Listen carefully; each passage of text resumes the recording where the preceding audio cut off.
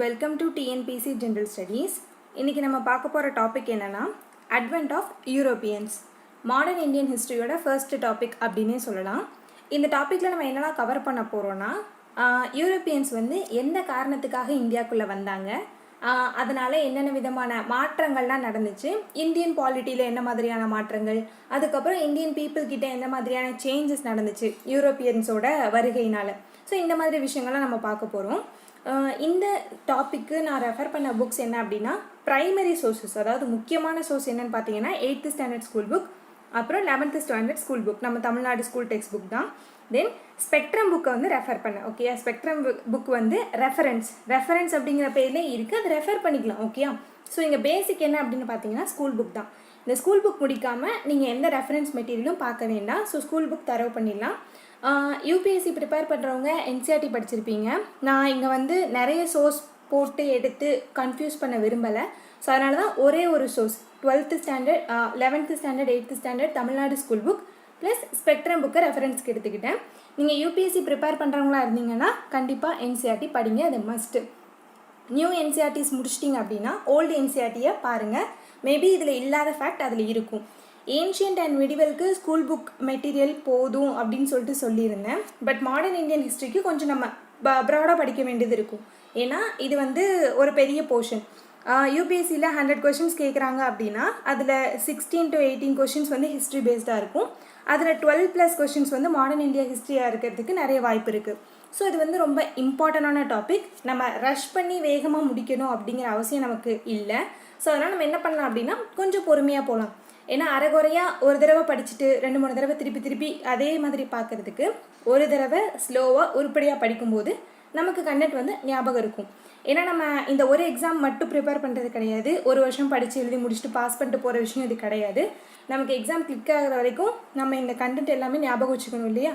So நம்ம தெளிவாக ஒரு தடவை உருப்படியாக படிச்சிடலாம். Okay, let's get into the topic. Discovery of new sea route to India. First இப்படி தான் இந்தியாவை தேடி வர ஆரம்பிக்கிறாங்க. சரியா, ஒரு சீ ரூட் கண்டுபிடிக்கணும். எந்த கண்ட்ரிக்கு? இந்தியாவுக்கு வந்து ஒரு புது கடல் வழியை கண்டுபிடிக்கணும். ஏன்னா இந்தியாவுக்கான தேவைகள் வந்து இருக்குது. எங்கே இருக்குது அப்படின்னு பார்த்தீங்கன்னா யூரோப்பில். சரியா, நமக்கு தெரியும் இங்கே யூரோப் இருக்குது, அது பக்கத்துலேயே ஏஷியா இருக்குது. ஓகே, ரெண்டும் ஒரு கிட்டத்தட்ட ஒட்டி இருக்கக்கூடிய 2 கண்டங்கள் தான். ஸோ இது யூரேஷியன் பிளேட் வந்து என்ன செய்யுது அப்படின்னா அதோட பேஸ் ஒன்றிணைத்து வச்சுருக்கு. இங்கே இருக்கிற யூரோப் பீப்புள் வந்து பழங்காலத்திலேருந்தே இந்தியா கூட என்ன பண்ணிகிட்டு இருக்காங்க, ட்ரேடில் ரிலேஷன்ஷிப் வச்சுட்டு தான் இருக்காங்க. நம்ம ஏன்ஷியன் ஹிஸ்ட்ரியிலேருந்து மெடிவல் ஹிஸ்ட்ரி வரைக்கும் நம்ம பார்த்துருக்கோம். ரோம் பீப்புளுக்கும் தமிழ்நாடு பீப்புளுக்கும் எந்த மாதிரியான ட்ரேட் கனெக்ஷன்லாம் இருக்குது, இந்த மாதிரி விஷயங்கள்லாம் இருக்குது. ஸோ நமக்கு வந்து புதுசாக எதுவுமே கிடையாது. ஆல்ரெடி இங்கே ட்ரேடு போயிட்டுருக்கு, நமக்கு தெரியும். அங்கேருந்து நிறைய பீப்புள் இங்கே வந்திருக்காங்க, செட்டில் ஆகியிருக்காங்க, படையெடுப்புகள்லாம் நடந்திருக்கு. அப்போ எதுக்கு ஒரு சீ ரூட்டை கண்டுபிடிக்கணும்? எதுக்கு இந்த புது கடல் வழி அப்படின்னா யூரோப்பில் சில சேஞ்சஸ் நடந்திருக்கும். ஓகேயா, எப்படி நம்ம இந்தியன் சப்கான்டினென்ட்லேயும் ஏஷியாலேயும் நிறைய படையெடுப்புகளும் ஆட்சி மாற்றங்களும் நடந்துச்சோ, அதே மாதிரி யூரோப்லேயும் நிறைய சேஞ்சஸ் நடந்துகிட்ருக்கும். சரியா, இந்த எல்லா சேஞ்சஸுமே மதத்தை பேஸ் பண்ணி தான் வந்துட்டுருக்கும். இந்த டைமில் தான் இஸ்லாமிய மதம் வந்து எப்போனா யூரோப்பில் ஸ்டார்ட் ஆகிருக்கும் அண்ட் கிறிஸ்டியானிட்டி ஆல்ரெடி இருக்கும்.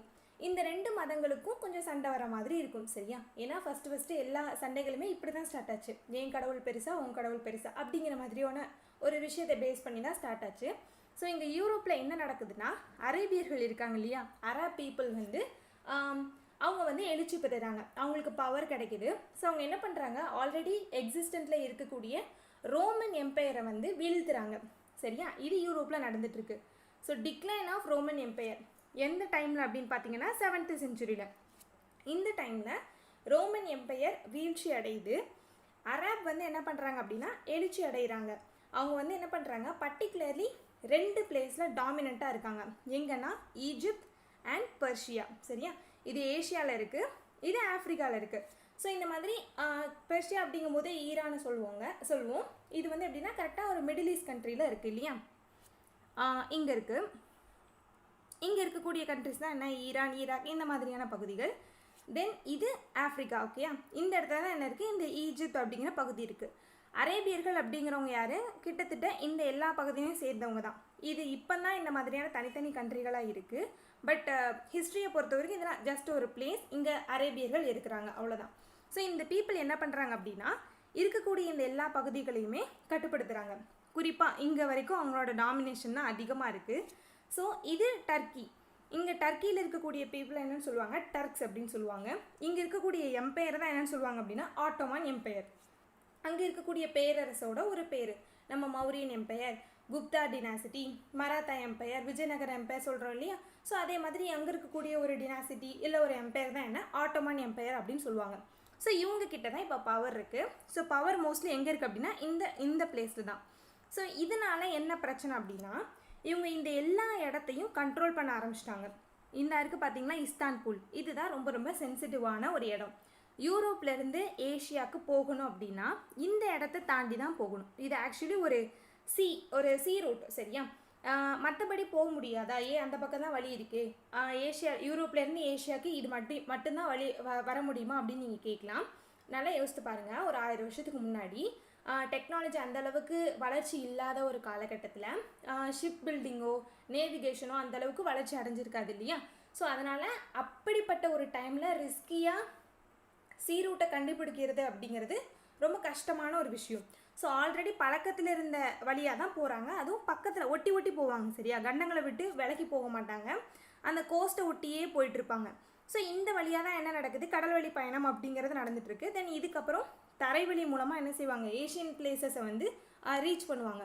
இந்த பர்டிகுலர் பாயிண்ட் இஸ்தான்புல் இருக்குது இல்லையா, இதோட ஹிஸ்டாரிக்கல் நேம் தான் என்ன, கான்ஸ்டான்டினோபிள். இந்த பிளேஸை என்ன பண்ணிடுவாங்க, இந்த டர்க்கிஷ் பீப்புள் வந்து பிடிச்சி வச்சுக்கிடுவாங்க. நீங்கள் ஆக்சுவலி ஒரு போர்ட் இருக்குது. ஸோ இந்த எல்லா போர்ட் ஏரியாவும் சரி, இந்த இடத்த சுற்றி இருக்கிற பகுதிகளும் சரி டர்க்கிஷோட கண்ட்ரோலுக்கு வந்துடும். இந்த இமேஜில் பாருங்களேன், இங்கே இருக்கு இல்லையா, இது நம்ம பார்த்த இந்த டர்க்கி. இங்கே இருக்கா கான்ஸ்டான்டினோபிள், இந்த பாயிண்ட் தான். ஓகேயா. இது யூரோப், இது ஏஷியா, இது ஆஃப்ரிக்கா. இங்கே இருக்குது ஸ்பெயின், ஃப்ரான்ஸ், இந்த மாதிரியான யூரோப்பியன் கண்ட்ரிஸ். ஓகேயா. ஸோ இந்த வழியாக என்ன செய்யணும், யூரோப் பீப்புள் வந்து போகணும். இது ரொம்ப ரொம்ப லென்த்தியான ரூட். அண்ட் இங்கே போகணுன்னாலும் என்ன செய்யணும்னா அவங்களுக்கு வந்து நேவிகேஷன் தெரிஞ்சிருக்கணும். இங்கே இருக்கக்கூடிய நிறைய சிக்கல்களை சமாளித்து போயிருக்கணும். ஸோ அவங்க மேக்ஸிமம் என்ன பண்ணுறாங்க, லேண்ட் ரூட்டை ஃபாலோ பண்ணுறாங்க. தென் ஒரு சின்ன பாயிண்ட்டை பிடிச்சிட்டு இதை கடந்து என்ன செய்கிறாங்க, இது வழியாக போகிறாங்க. மேக்ஸிமம் லேண்ட் ரூட்டை தான் நம்பியிருக்காங்க. இந்த பகுதியை டர்க்கிஷ் பீப்புள் பிடிக்கவும் இங்கே என்ன ஆயிடுச்சு அப்படின்னா இந்த கேட் வந்து இங்கே க்ளோஸ் ஆகிடுச்சு. அதாவது இது வழியாக போக முடியாது. அப்போ நம்ம என்ன பண்ணணும், டேக் டைவர்ஷன், வேறு ஏதாவது வழி இருக்கா அப்படிங்கிறத பார்க்கணும். ஸோ அதை தான் இந்த டைமில் யூரோப்பியன் பீப்புள் ட்ரை பண்ணியிருக்காங்க. எதுக்கு பர்டிகுலராக யூரோப்பியன்ஸ் அதிகமாக இந்தியாவுக்கு வந்தாங்கன்னா இதுதான். யூரோப்பியன்ஸ் வந்து என்ன பண்ணுறாங்க, ட்ரேட் பண்ணிகிட்டு இருக்காங்க இந்தியா கூட அண்ட் அதர் ஏஷியன் கண்ட்ரிஸ் கூட. ஸோ இந்த பாயிண்ட்டை பிளாக் பண்ணனால யூரோப்பியன் பீப்புளுக்கு ஏஷியாவுக்கு வரதுக்கான வழி இல்லை. அதனால் அவங்க என்ன பண்ணுறாங்க, வேறு வழிகளை தேடுறாங்க. அது மூலமாக இந்தியாவுக்கு வராங்க. ஓகே. 1453 கான்ஸ்டான்டினோபிள் நம்ம பார்த்தோம் இல்லையா, இஸ்தான்புல் அப்படிங்கிற ஒரு பிளேஸ். இது இப்போ ப்ரெசன்ட் டே டர்க்கி கண்ட்ரியில் இருக்கக்கூடிய ஒரு சிட்டி. இது யார் கண்ட்ரோல் பண்ணுறாங்க அப்படின்னா ஆட்டோமான் டர்க்கிஷ் பீப்புள் கையில் இது போயிடுச்சு. ஸோ இதனால் என்ன ஆகுதுன்னா direct contact between Europeans and India decline. Direct contact வந்து இது மூலமாக தான் நடந்துச்சு. இது ஒரு ஈஸியஸ்ட் ரூட்டு கூட. ஸோ இது வந்து என்ன செஞ்சிச்சு அப்படின்னா தடைப்பட்டுருச்சு. Land routes to India controlled by Arabs. And மற்ற எந்த பகுதிகளுக்கு போகிறதா இருந்தாலும் அந்த எல்லா கடல்வழி பயணங்களையும் சரி நிலவழி ரூட்டையும் சரி யார் தான் கண்ட்ரோல் பண்ணிகிட்டு இருக்காங்கன்னா அரேபியன் பீப்புள் தான் கண்ட்ரோல் பண்ணிகிட்டு இருக்காங்க. ஸோ இந்த பர்டிகுலர் டைமில் தான் டென்ஷன்ஸ் வந்து அதிகமாகிட்டே இருக்குது. இப்படி இந்த மாதிரி ஒரு பக்கம் ஒரு பிரச்சனை போயிட்டுருக்கு அப்படின்னு வைங்களேன். இந்த 15th செஞ்சுரியில் தான் யூரோப்பில் நிறைய மாற்றங்கள் நடக்கும், சரியா. அதில் ரொம்ப ரொம்ப முக்கியமான விஷயம் என்னென்னா ரெனைசா அப்படின்னு சொல்லக்கூடிய இந்த மறுமலர்ச்சி. ரெனைசா அப்படிங்கிற டேர்ம் என்னென்னா மறுமலர்ச்சி அப்படிங்கிற ஒரு விஷயத்தை குறிக்கும். இல்லைனா ரீமேக், ரீஅவேக், இன்டலெக்சுவல் அவேக்கனிங், எந்த மாதிரியானு சொல்லலாம். நமக்கு வந்து ஒரு அறிவு புதுசாக கிடச்சி நம்ம புதுசாக பிறக்கிற மாதிரி ரீபர்த், எக்ஸாக்டாக சொன்னால் ரீபர்த் அப்படிங்கிற மாதிரி வச்சுக்கலாம் ரெனைசா அப்படிங்கிறது. சரி, எதுக்காக இந்த ரீபர்த் அப்படிங்கிற ஒரு விஷயம் நடக்குன்னா ரிலீஜியன் இந்த டைமில் ரொம்ப டாமினேட் பண்ணிகிட்ருக்கோம். ஓகேயா. எல்லா டைப் ஆஃப் பீப்புள் கிட்டையும் ரிலீஜியன் அப்படிங்கிற விஷயம் ஓவர் டாமினேட் பண்ணிகிட்ருக்கும். அது ரிலீஜியன் அப்படிங்கும்போது நம்ம மதத்தை கடவுளை மட்டும் இல்லை, அந்த கடவுள் பற்றி போதிக்கக்கூடிய ஒரு பர்சன்ஸ் இருப்பாங்க இல்லையா, கிளர்ஜி பீப்புள் இருப்பாங்க, அவங்க எல்லாருமே அதிகமாக டாமினேட் பண்ண ஆரம்பித்தாங்க.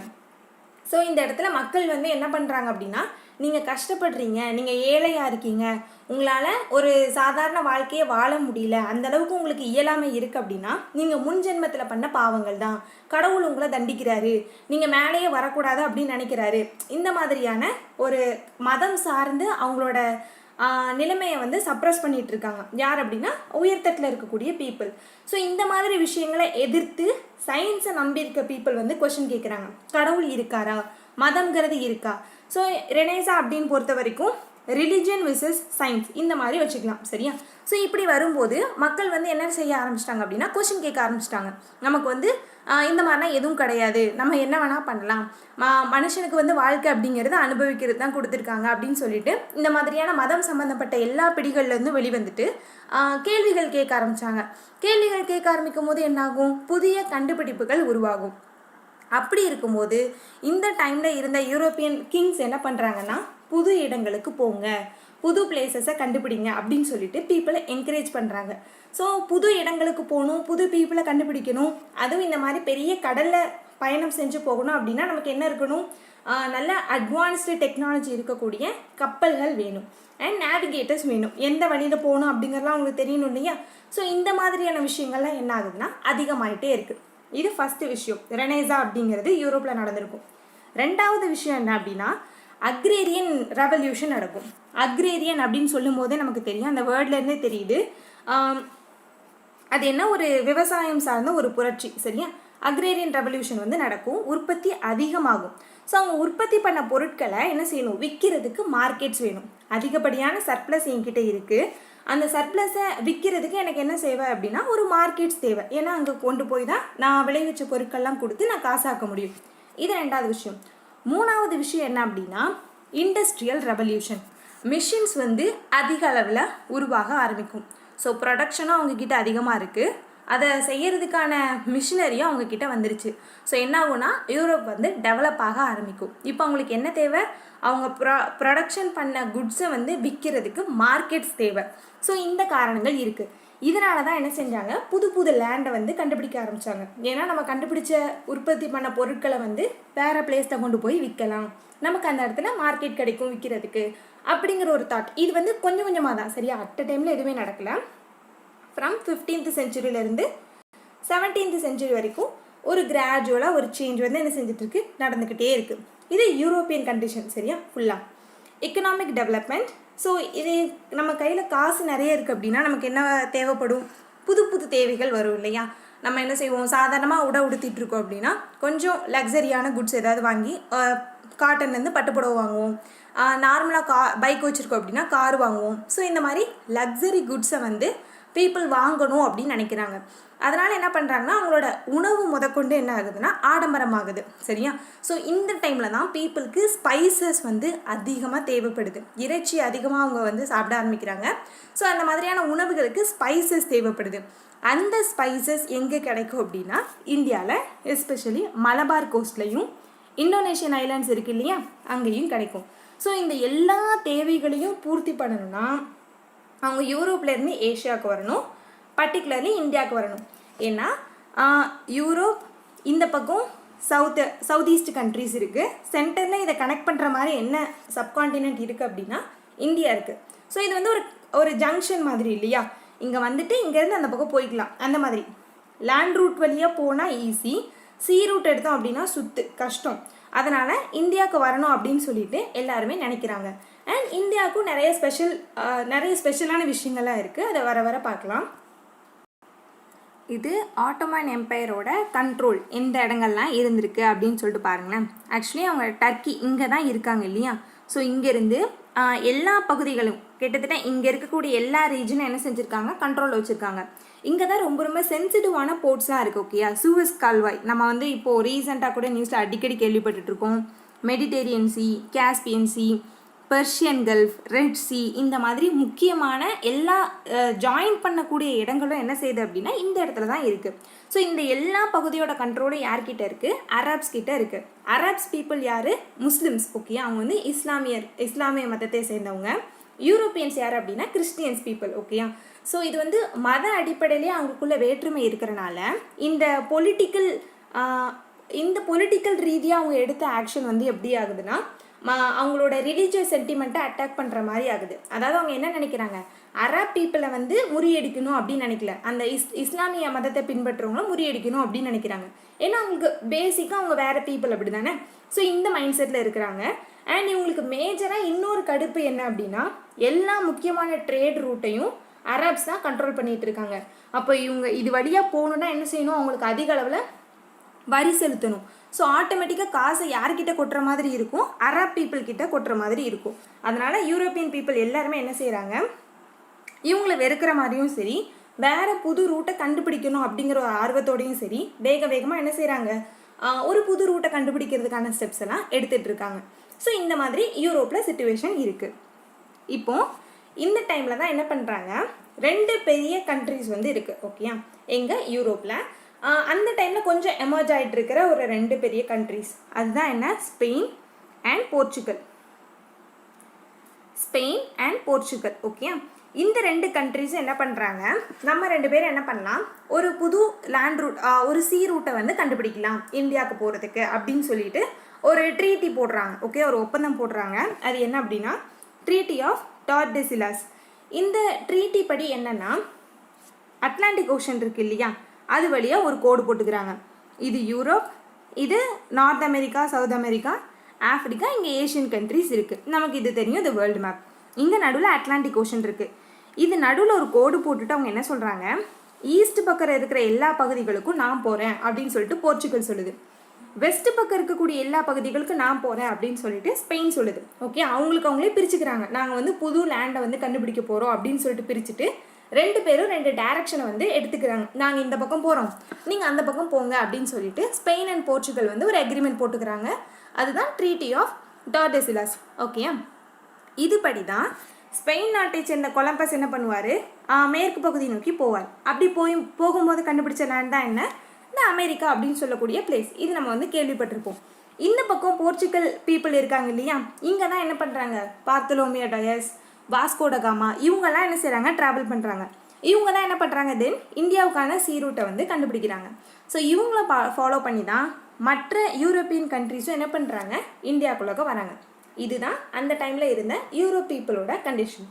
இப்போ நம்ம என்ன பார்க்க போகிறோம்னா, அந்த டைமில் இந்தியாவில் என்ன நடந்துக்கிட்டு இருந்துச்சு. யூரோப்பில் இவ்வளோ பிரச்சனை போயிட்டு இருக்கும்போது எல்லாரும் இந்தியாவுக்கு சி ரூட் கண்டுபிடிச்சிட்டு இருக்காங்க, இந்தியாவை நோக்கி தான் வந்துட்டு இருக்காங்க. ஓகே, அப்போ இந்தியாவில் என்ன நடந்துட்டு இருந்துச்சு அப்படிங்கிறதா இப்போ பார்க்க போகிறோம். ஃபஸ்ட்டு பொலிட்டிக்கல் அஃபேர்ஸ், அதாவது நம்மளோட அரசியலமைப்பு எப்படி இருந்து, நம்மளோட அரசுகள் வந்து எந்த மாதிரியான நிலைமையில் இருந்தாங்க அப்படிங்கிறத ஃபஸ்ட்டு பார்க்கலாம். இது வந்து ஒவ்வொரு காலகட்டமாக பிரிச்சிருக்காங்க, சரியா, நார்த் இந்தியா, சவுத் இந்தியா அப்படின்னு சொல்லிட்டு. ஆக்சுவலி இந்த டெக்ஸ்ட் புக் வந்து தமிழ்நாடு ஸ்கூல் புக்கு. ஸோ அதனால் தமிழ்நாட்டிலையும் என்ன மாதிரியான முக்கியமான இன்சிடென்ட் நடந்துச்சு அப்படிங்கிறது இந்த கொடுத்துருப்பாங்க. அதனால் நம்ம இது எப்படி இருக்கும் அப்படின்னா, ஒரு பர்டிகுலர் பீரியட் நார்த் இந்தியா எப்படி இருந்துச்சு, சவுத் இந்தியா எப்படி இருந்துச்சு, அந்த மாதிரி இருக்கும். ஃபஸ்ட்டு 1600 to 1650 இந்த பர்டிகுலர் டைம், இந்த 50 வருஷத்தில் முகல் எம்பையர் என்ன மாதிரி இருந்தது, அதாவது north India. Mughal power at the peak. இந்த டைமில் எப்படி இருக்குது அப்படின்னா, முகல் எம்பையரோட பவர் வந்து ஒரு பீக்கில் இருக்குது, ஓவர் பவர்ஃபுல்லாக இருக்கிறாங்க. Acknowledge the wealth of India by poets, travelers, traders. இந்த டைமில் என்ன பண்ணுறாங்க, முகல் எம்பையர் இருந்துட்டு இருக்கக்கூடிய இந்த டைமில் இந்தியாவோட வளமை எப்படி இருந்துச்சு அப்படிங்கிறத ட்ரேடர்ஸ் மூலமாகவும் பொயட்ஸ் மூலமாகவும் என்ன செய்கிறாங்க அப்படின்னா யூரோப் பீப்புள் வந்து கேட்டுக்கிறாங்க. சரியா, இவங்கெல்லாம் வந்து பார்த்துட்டு போயிருப்பாங்க இல்லையா, இந்தியா இந்த மாதிரி இருந்துச்சு, அங்கே இருக்கக்கூடிய செல்வங்கள் இதெல்லாம், அதில் இருக்கக்கூடிய வளமை இந்த மாதிரிலாம் இருந்துச்சு, இந்த மாதிரியான ஸ்பைசஸ் இருந்துச்சு, பீப்புள் இந்த மாதிரி இருக்காங்க, இந்த மாதிரியான உடைகள் உடுத்துறாங்க அப்படின்னு சொல்லிட்டு வணிகர்களோ கவிஞர்களோ பாடல்கள்லாம் பாடியிருப்பாங்க இல்லையா. ஸோ இதெல்லாம் பார்த்துட்டு யூரோப் பீப்புளுக்கு இந்தியா பற்றி ஒரு ஐடியா கிடைக்குது. ஓகே, இந்தியா வந்து ரொம்ப ரொம்ப ஃபர்டைலான ஒரு லேண்டு, நம்ம அங்கே போனோம் அப்படின்னா நமக்கு ஒரு மார்க்கெட்டும் கிடைக்கும், அண்ட் நமக்கு ஏதாவது ஒரு ஆப்பர்ச்சுனிட்டியும் கிடைக்கும் அப்படிங்கிற ஒரு தாட்டோட என்ன செய்கிறாங்க, இந்தியாவுக்கு வர்றதுக்கான ஐடியாவை வந்து இன்னும் அதிகமாக இம்ப்ளிமெண்ட் பண்ணிகிட்டு இருக்காங்க. இந்த காலகட்டத்தில் முகல் எம்பரராக யார் இருக்காங்க அப்படின்னு பார்த்தீங்கன்னா அக்பர். இவரோட பொலிட்டிக்கல் ட்ரீம் என்ன, அவரோட டெரிட்டரியை வந்து எக்ஸ்டேண்ட் பண்ணுறது. ஓகே, ஒரு நார்மலாக ஒரு சின்ன டெரிட்டரியாக மட்டும் இல்லாமல் முழு இந்தியன் சப்கான்டினென்ட்டையும் முகல் எம்பையர் கீழே கொண்டு வரணும் அப்படிங்கிற அவரோட தாத்தாவோட கனவு இல்லையா, பாபரோட கனவு, அதை கொண்டு வரணும் அப்படிங்கிறதுக்காக ட்ரை பண்ணிட்டு இருக்காங்க. இந்த டைமில் தான் 2 முக்கியமான கான்குவஸ்ட் நடக்கு. குஜராத் அண்ட் ராஜஸ்தான் இந்த 2 ரீஜன் மேலேயும் படையெடுப்புகள் நடக்கு. ஸோ இதில் குஜராத்தை வந்து என்ன செஞ்சுட்டாங்கன்னா கேப்சர் பண்ணிட்டாங்க. எந்த இயரில்? 1573. The access to the port of Surat. குஜராத்தை பிடிச்சது மூலமாக இவங்களுக்கு என்ன லாபம் அப்படின்னா சூரத் போர்ட்டுக்கான ஆக்சஸ். ஓகே, இது குஜராத்தை வச்சுக்கோங்களேன். இந்த இடத்துல சூரத் போர்ட் இருக்கு, ரொம்ப ரொம்ப முக்கியமான ஒரு போர்ட். இப்போ எப்படி பெங்கால், மெட்ராஸ், பாம்பே இதெல்லாம் ரொம்ப ரொம்ப சென்சிட்டிவான எக்கனாமிக் ஜோன்ஸாக இருக்கும். அந்த டைமில் சூரத் அந்த மாதிரி இருந்துச்சு. சரியா, ரொம்ப ரொம்ப முக்கியமான ஒரு வணிக மையம். இந்த இடத்துல தான் குட்ஸ் வந்து இறங்கும், அதுக்கு வரிகள் விதிப்பாங்க, நிறைய ஃபாரின் பீப்புளை பார்க்கலாம். ஸோ இந்த மாதிரி ஒரு பரபரப்பான ஒரு போர்ட்டாக வந்து என்ன இருக்குது அப்படின்னா சூரத் இருக்குது. ஸோ இது வந்து யார் கையில் இப்போ போகுது? குஜராத்தை பிடிச்சது மூலமாக முகல் எம்பையர் கிட்ட போகுது. சூரத் வந்து ட்ரேடுக்கு மட்டும் இல்லை, பில்கிரிம்ஸ், அதாவது இங்கே இருக்கக்கூடிய இஸ்லாமியர்கள் இருக்காங்க இல்லையா, முகல் எம்பையரில் இஸ்லாம்ஸ் பீப்புள் வந்து உள்ளே இருக்கிறாங்க, புனித பயணம் போவாங்கல்ல மெக்காவுக்கு, அப்படி போகிறதுக்கும் சூரத் வழியாக தான் போகிறாங்க. சூரத் வழியாக தென் இங்கேருந்து ஒரு கப்பல், தென் அங்கேருந்து ஒரு லேண்ட் ரூட், இந்த மாதிரி தான் அவங்க போகிறாங்க. ஸோ இந்த மாதிரி சூரத் வந்து ஒரு இம்பார்ட்டண்டான பிளேஸாக இருக்குது. The gateway to west Asia and Europe. இங்கே தான் அங்கேருந்து யார் வந்தாலும், யூரோப்பியிலேருந்து யார் வந்தாலும் சூரத்துக்கு தான் வராங்க. சரியா, ஸோ இந்த மாதிரி இருக்குது. இந்த சூரத்தில் 2 கவர்னர்ஸ் இருக்காங்க. எப்போவுமே ஒரு பிளேஸ் இருக்குன்னா அங்கே ஒரு கவர்னர் இருப்பார். சூரத்தில் வந்து எத்தனைனா 2 கவர்னர்ஸ் இருக்கிறாங்க.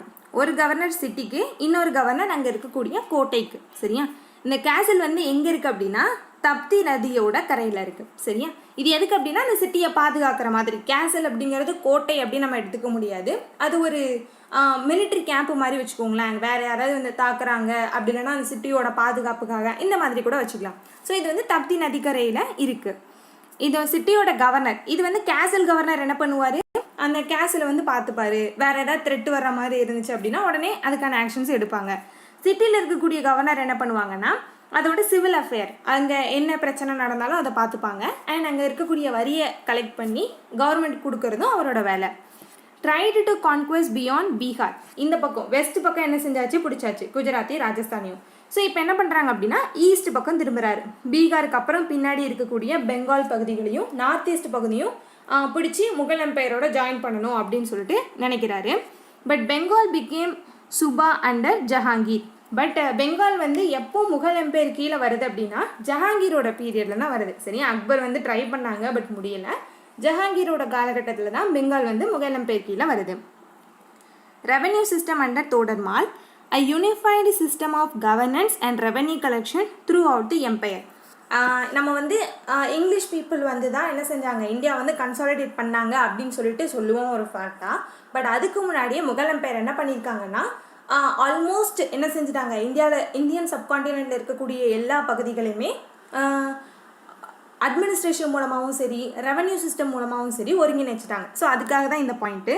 நாடு முழுக்க ஒரே மாதிரியான யூனிஃபார்ம் சிஸ்டம், சரியா, ஒரு யூனிஃபைடு சிஸ்டம் ஆஃப் கவர்னன்ஸ் வந்து இருக்குது. ரெவன்யூ சிஸ்டமும் இருக்குது. எதுக்கு ஒரு அந்த கண்ட்ரி ஃபுல்லாக. ஸோ இந்த மாதிரி என்னது கிட்டத்தட்ட இந்தியா ஃபுல்லாக என்ன செஞ்சாச்சு, ஒருங்கிணைச்சாச்சு அப்படிங்கிற ஒரு கண்டிஷன் வந்து இருக்குது.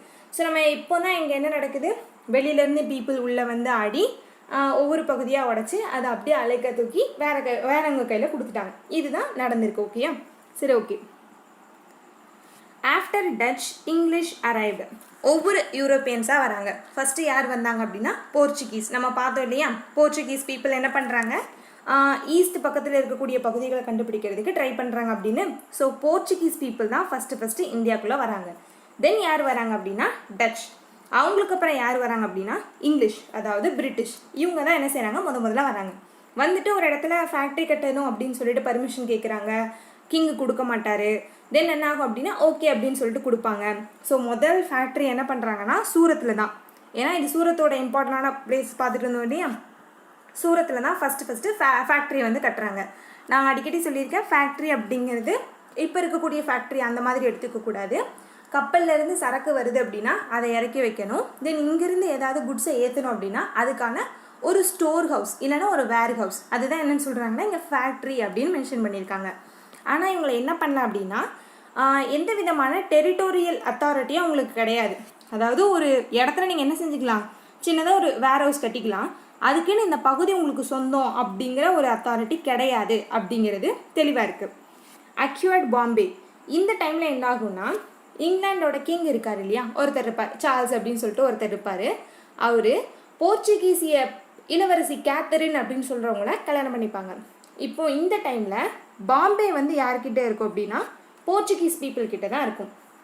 இந்த கல்யாணத்து மூலமாக இங்கிலாந்து கிங் என்ன பண்ணுவாங்க, பாம்பேயை டவுரியாக வாங்கிப்பாங்க. யார்கிட்ட இருந்து? போர்ச்சுகீஸ் பீப்புள் கிட்ட இருந்து. ஸோ இது மூலமாக போர்ச்சுகீஸ் ரைவலும் அவங்களோட ரைவல்ரியும் முடிஞ்சுது. இந்த பாம்பே இருக்குது இல்லையா, இந்த ஐலாண்டை யார் கொடுப்பாங்கன்னா பிரிட்டிஷ் ஈஸ்ட் இந்தியா கம்பெனிக்கு லீஸ்க்கு கொடுப்பாங்க. ஸோ இது மூலமாக பிரிட்டிஷ் பீப்புளுக்கு பாம்பே கிடைக்கும். அதாவது ஒவ்வொரு பகுதியிலையும் இங்கிலீஷ் பீப்புளோட டாமினன்ஸ் வந்து அதிகமாயிட்டிருக்கு அப்படிங்கிறத காட்டுறாங்க. ஸோ இது வந்து அவங்களோட முக்கியமான ஒரு ஆப்ரேஷன் சென்டராக என்ன செஞ்சிடும் அப்படின்னா மாறிடும். ஸோ சூரத் ஒரு கமர்ஷியல் சென்டராக இருக்குது. இப்போது சவுத் இந்தியாவில் என்ன நடக்குது, இது அந்த பர்டிகுலர் 50 இயர்ஸில் என்ன நடந்துச்சு அப்படின்னு பார்த்தோம் இல்லையா நார்த் இந்தியாவில். தென் சவுத் இந்தியாவில் என்ன நடக்குது அப்படின்னு பார்த்தீங்கன்னா விஜயநகர் எம்பையரோட காலகட்டம். இந்த டைமில் சவுத் இந்தியா ரொம்ப கொலாப்ஸ் ஆகிருக்கு. ஏன்னா விஜயநகர் டைம்லேயுமே என்ன நடந்திருக்கும், நிறைய போர் நடந்திருக்கும். அவங்களுக்கும் டெக்கான் சுல்தானேட்டுக்கும் நிறைய பிரச்சனைகள் போயிட்டுருக்கும். ஸோ அந்த பிளேஸ் எப்படி இருக்குது, ஃப்ராக்மெண்டட் அண்ட் அன்செட்டில்டு, ரொம்ப கொலாப்ஸ் ஆகி கிடக்குது. 3 நாயக் கிங்டம்ஸ், மதுரை, தஞ்சாவூர், செஞ்சி. தமிழ்நாட்டை பொறுத்த வரைக்கும் 3 நாயக் கிங்டம்ஸ் இருக்குது நமக்கு தெரியும், மதுரை, தஞ்சாவூர், செஞ்சி. இதில் 2 பிளேசஸ் யார்கிட்ட போயிடும் அப்படின்னா மராத்தாஸ் கிட்ட போயிடும். லேட்டர் செஞ்சியும் பிடிச்சிருவாங்க. ஸோ அது இவங்களுக்கு அப்புறம் ஒரு எஃபெக்டிவான ரூலிங் அப்படின்னா மராத்தியர்களோட ஆட்சி வரும். தஞ்சாவூரில் செர்ஃபோஜி 2வோட ஆட்சி எப்படி இருந்தது அப்படிங்கிறத லாஸ்ட் கிளாஸ்லாம் பார்த்துருந்தோம் இல்லையா. ஓகே, இவங்களோட அப்ஜெக்டிவ் என்ன, to provide financial and man power resources to the empire. யாரோட அப்ஜெக்டிவ் அப்படின்னா இந்த நாயக் கிங்டம்ஸோட அப்ஜெக்டிவ். சரியா, பொருளாதார ரீதியாகவும் சரி, போர்க்காலத்தப்போ மேன் பவர் மூலமாகவும் சரி எம்பையருக்கு ஹெல்ப் பண்ணணும், அவ்வளோதான். மற்றபடி இவங்க இண்டிபெண்ட், என்ன வேணால் இவங்க பண்ணிக்கலாம், அந்த மாதிரியான ஒரு சிஸ்டம் தான் என்ன நாயக் கிங்டம்ஸ் அப்படிங்கிறது. பட் பேட்டில் ஆஃப் தலிகோட்டா இதோட என்ன செஞ்சிடும், விஜயநகர் எம்பையர் வந்து முடிவுக்கு வந்துடும், நம்ம பார்த்தோம் இல்லையா. ஸோ இதுக்கப்புறம் ரொம்ப கொலாப்ஸ் ஆகி தான் கிடைக்கும். ஒரு ஸ்ட்ராங்கான யூனிஃபை பண்ணுறதுக்கான ஒரு பவர் வந்து எங்கே இருக்காது அப்படின்னா தமிழ்நாட்டில் இருக்காது. Defeat of Vijayanagar, combined forces of rulers of Ahmednagar, Bijapur, Golconda. இவங்க 3 பேர் தான் என்ன செய்வாங்க, விஜயநகர் எம்பையரை அப்போஸ் பண்ணி பேட்டில் பண்ணுவாங்க. அஃப்கோர்ஸ் இவங்க வந்து அதில் ஜெயிச்சிருவாங்க. Nayak kingdoms became autonomous. So இந்த மாதிரி அவங்க ஃபினான்ஷியலாகவும் மேன் பவர் கொடுக்கறதுக்காகவும் மட்டும்தான் அவங்களோட எம்பையருக்கு வந்து கட்டுப்பட்டவங்க. ஸோ எம்பையரே இல்லை அப்படிங்கும்போது இவங்க ஆல்ரெடி இண்டிபெண்ட்டாக தான் இருந்தாங்க. இப்போ ஆட்டோனாமஸ் டிக்ளேர் பண்ணிவிட்டு நாங்கள் இனிமேல் தனி ராஜ்யம் அப்படிங்கிற மாதிரி வந்துட்டாங்க. லோக்கல் சீஃப்ஸ், இந்த டைமில் லோக்கல் சீஃப்ஸ் இருப்பாங்க இல்லையா, அந்த நாயக்குகளுக்கு கீழேயும் லோக்கல் சீஃப்ஸ் சின்ன சின்ன பகுதிகள் பிடிச்சி வச்சுருப்பாங்கல்ல, அவங்களும் என்ன செஞ்சிடறாங்க அப்படின்னா பவரை கண்ட்ரோல் பண்ணிட்டு பவரை எடுத்துக்கிட்டு அந்த ஏரியா வந்து கண்ட்ரோல் பண்ண ஆரம்பிச்சிடுறாங்க. அதுக்கு எக்ஸாம்பிள் என்ன சொல்லலாம் அப்படின்னா ராமநாதபுரம் சேதுபதிகள். சரியா, மதுரையிலையும் ராமநாதபுரத்துலையும் இருக்கும் இல்லையா, சின்ன சின்ன பகுதிகள்லாம் இருக்கும். அங்கே லோக்கல் சீஃப்ஸ் எமர்ஜ் ஆகும்போது அந்த பகுதி வந்து அவங்களுக்கு கையில் போயிடும். 1590 to 1649 மிலிட்ரி கான்ஃப்ளிக்ஸ், ஒரே பிரச்சனைகளாக தான் இருக்கும். மாற்றி மாற்றி ஒரு அரசுக்கு என்ன நடக்கும் அப்படின்னா பிரச்சனைகளாக தான் இருந்துகிட்ருக்கும். Unsettled political conditions, rebellions against Vijayanagar emperor. அங்கே இருக்கக்கூடிய எம்பரர் அகெயின்ஸ்ட் பண்ணி என்ன செய்கிறாங்க அப்படின்னா நிறைய ரெவல் பண்ணிகிட்டே இருக்காங்க. Fought between Madurai and Thanjavur. So இவங்க விஜயநகர் பேரரசோட வீழ்ச்சிக்கு அப்புறம் தமிழ்நாட்டில் இருக்கக்கூடிய இந்த 3 என்னதாயிரும், இண்டிபெண்ட் ஆயிரும். ஸோ இவங்க என்ன பண்ணுறாங்க அப்படின்னா அவங்களுக்குள்ளேயே சண்டை போட்டுட்ருக்காங்க. சரியா, அவங்க 3மே நாயக் கிங்டம்ஸ் தான், பட் அவங்களுக்குள்ளேயே சண்டை போட்டுறாங்க. எதுக்கு, அந்த பகுதிகளை பிடிக்கணும் அப்படிங்கிறதுக்காகவும் பக்கத்தில் இருக்கிறனால ஏதாவது ஒரு சின்ன சின்ன பிரச்சனைகள் வரும்போதும் அவங்களுக்குள்ள சண்டை போட்டுட்ருக்காங்க. கோல்கொண்டா இன்வேடட் கோரமண்டல் இன் 1646. சவுத் இந்தியா இருக்குன்னா தமிழ்நாட்டை மட்டும் வச்சுக்கோங்களேன். இந்த இடத்துல தான் எனக்கு கோல்கொண்டா அரசு இருக்குது. சரியா, கோல்கொண்டா அப்படிங்கிறது கிட்டத்தட்ட ஆந்திரா, தமிழ்நாடு இந்த 2 ரீஜனும் சேர்ந்த மாதிரி இருக்கக்கூடிய ஒரு பகுதி தான் என்ன கோல்கொண்டா அப்படிங்கிற பிளேஸ். மேக்ஸிமம் ஆந்திரா தான். இது என்ன கோரமண்டல் கோஸ்ட், அதாவது சோழமண்டல கடற்கரை. இதை ஒட்டி இருக்கக்கூடிய பகுதிகளை என்ன சொல்லுவாங்கன்னா கோரமண்டல் ரீஜன் அப்படிம்பாங்க. ஸோ இங்கே பக்கத்தில் இருக்கக்கூடிய கோல்கொண்டா அரசு என்ன பண்ணுறாங்கன்னா கோரமண்டல் ரீஜனை இன்வைட் பண்ணுறாங்க, அதாவது ஆக்கிரமிக்கிறாங்க. எப்போ, 1646. ஸோ இது மூலமாக என்ன ஆகுது, இந்த இடத்துல இருக்கக்கூடிய புலிக்காட், அப்புறம் சாந்தோம், மெட்ராஸில் இருக்கக்கூடிய ஒரு இடம் சாந்தோம், இந்த 2 முக்கியமான பகுதிகளும் யார்கிட்ட போயிடுது அப்படின்னா கோல்கொண்டா அரசுக்கிட்ட போயிடுது. Dutch English territorial rights on the east coast. இது எதுக்கு இந்த புலிக்காட்டையும் சாந்தோமையும் இம்பார்ட்டண்டாக சொல்கிறாங்கன்னா, இந்த 2 பிளேஸும் டச் பீப்புள்கிட்டையும் இங்கிலீஷ் பீப்புள்கிட்டையும் இருந்துச்சு. ஸோ இப்போ வந்து அது என்ன போயிடும், அவங்கக்கிட்ட போயிடும். இப்போ என்ன பண்ணுறாங்க, அவங்கக்கிட்ட பிரச்சனை பண்ணுறாங்க. சரியா? எதுக்கு இப்போ ஈஸ்ட் கோஸ்ட்டை ரொம்ப இம்பார்ட்டண்ட்டாக பார்க்குறோன்னா, to trade with Spice Islands of Indonesia.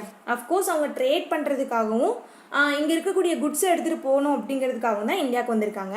நம்ம பார்த்தோம் இல்லையா, மலபார் கோஸ்ட்டில் ஸ்பைசஸ் கிடைக்கும், அண்ட் அகெயின் இந்தோனேஷியன் ஐலாண்ட்ஸில் இருக்கக்கூடிய பகுதிகளையும் ஸ்பைசஸ் கிடைக்கும். ஆக்சுவலி இந்த இந்தோனேஷியன் அந்த தீவு கூட்டங்கள் இருக்குது இல்லையா, அதை என்னன்னு சொல்லுவாங்க, ஸ்பைஸ் ஐலாண்ட்ஸ் அப்படின்னு சொல்லுவாங்க.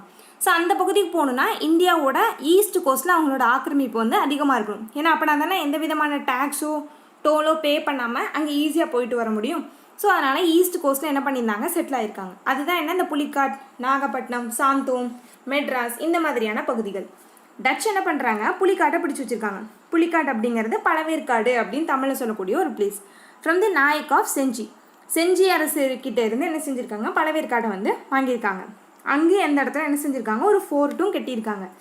இங்கிலீஷ் பீப்புள் என்ன பண்ணுறாங்கன்னா, லோக்கல் சீஃபான தமர்லா வெங்கடோட்லி நாயக் இவங்கக்கிட்ட இருந்து ஒரு சின்ன பகுதியை வாங்கி அந்த இடத்துல ஜார்ஜ் ஃபோர்ட் வந்து கட்டியிருப்பாங்க. நமக்கு தெரியும் மெட்ராஸை யார்கிட்ட இருந்து வாங்கினாங்க அப்படிங்கிறது, சென்னப்ப நாயக்கர் அப்படின்னு சொல்லக்கூடிய ஒரு லோக்கல் ரூலர்கிட்டேருந்து வாங்கியிருப்பாங்க.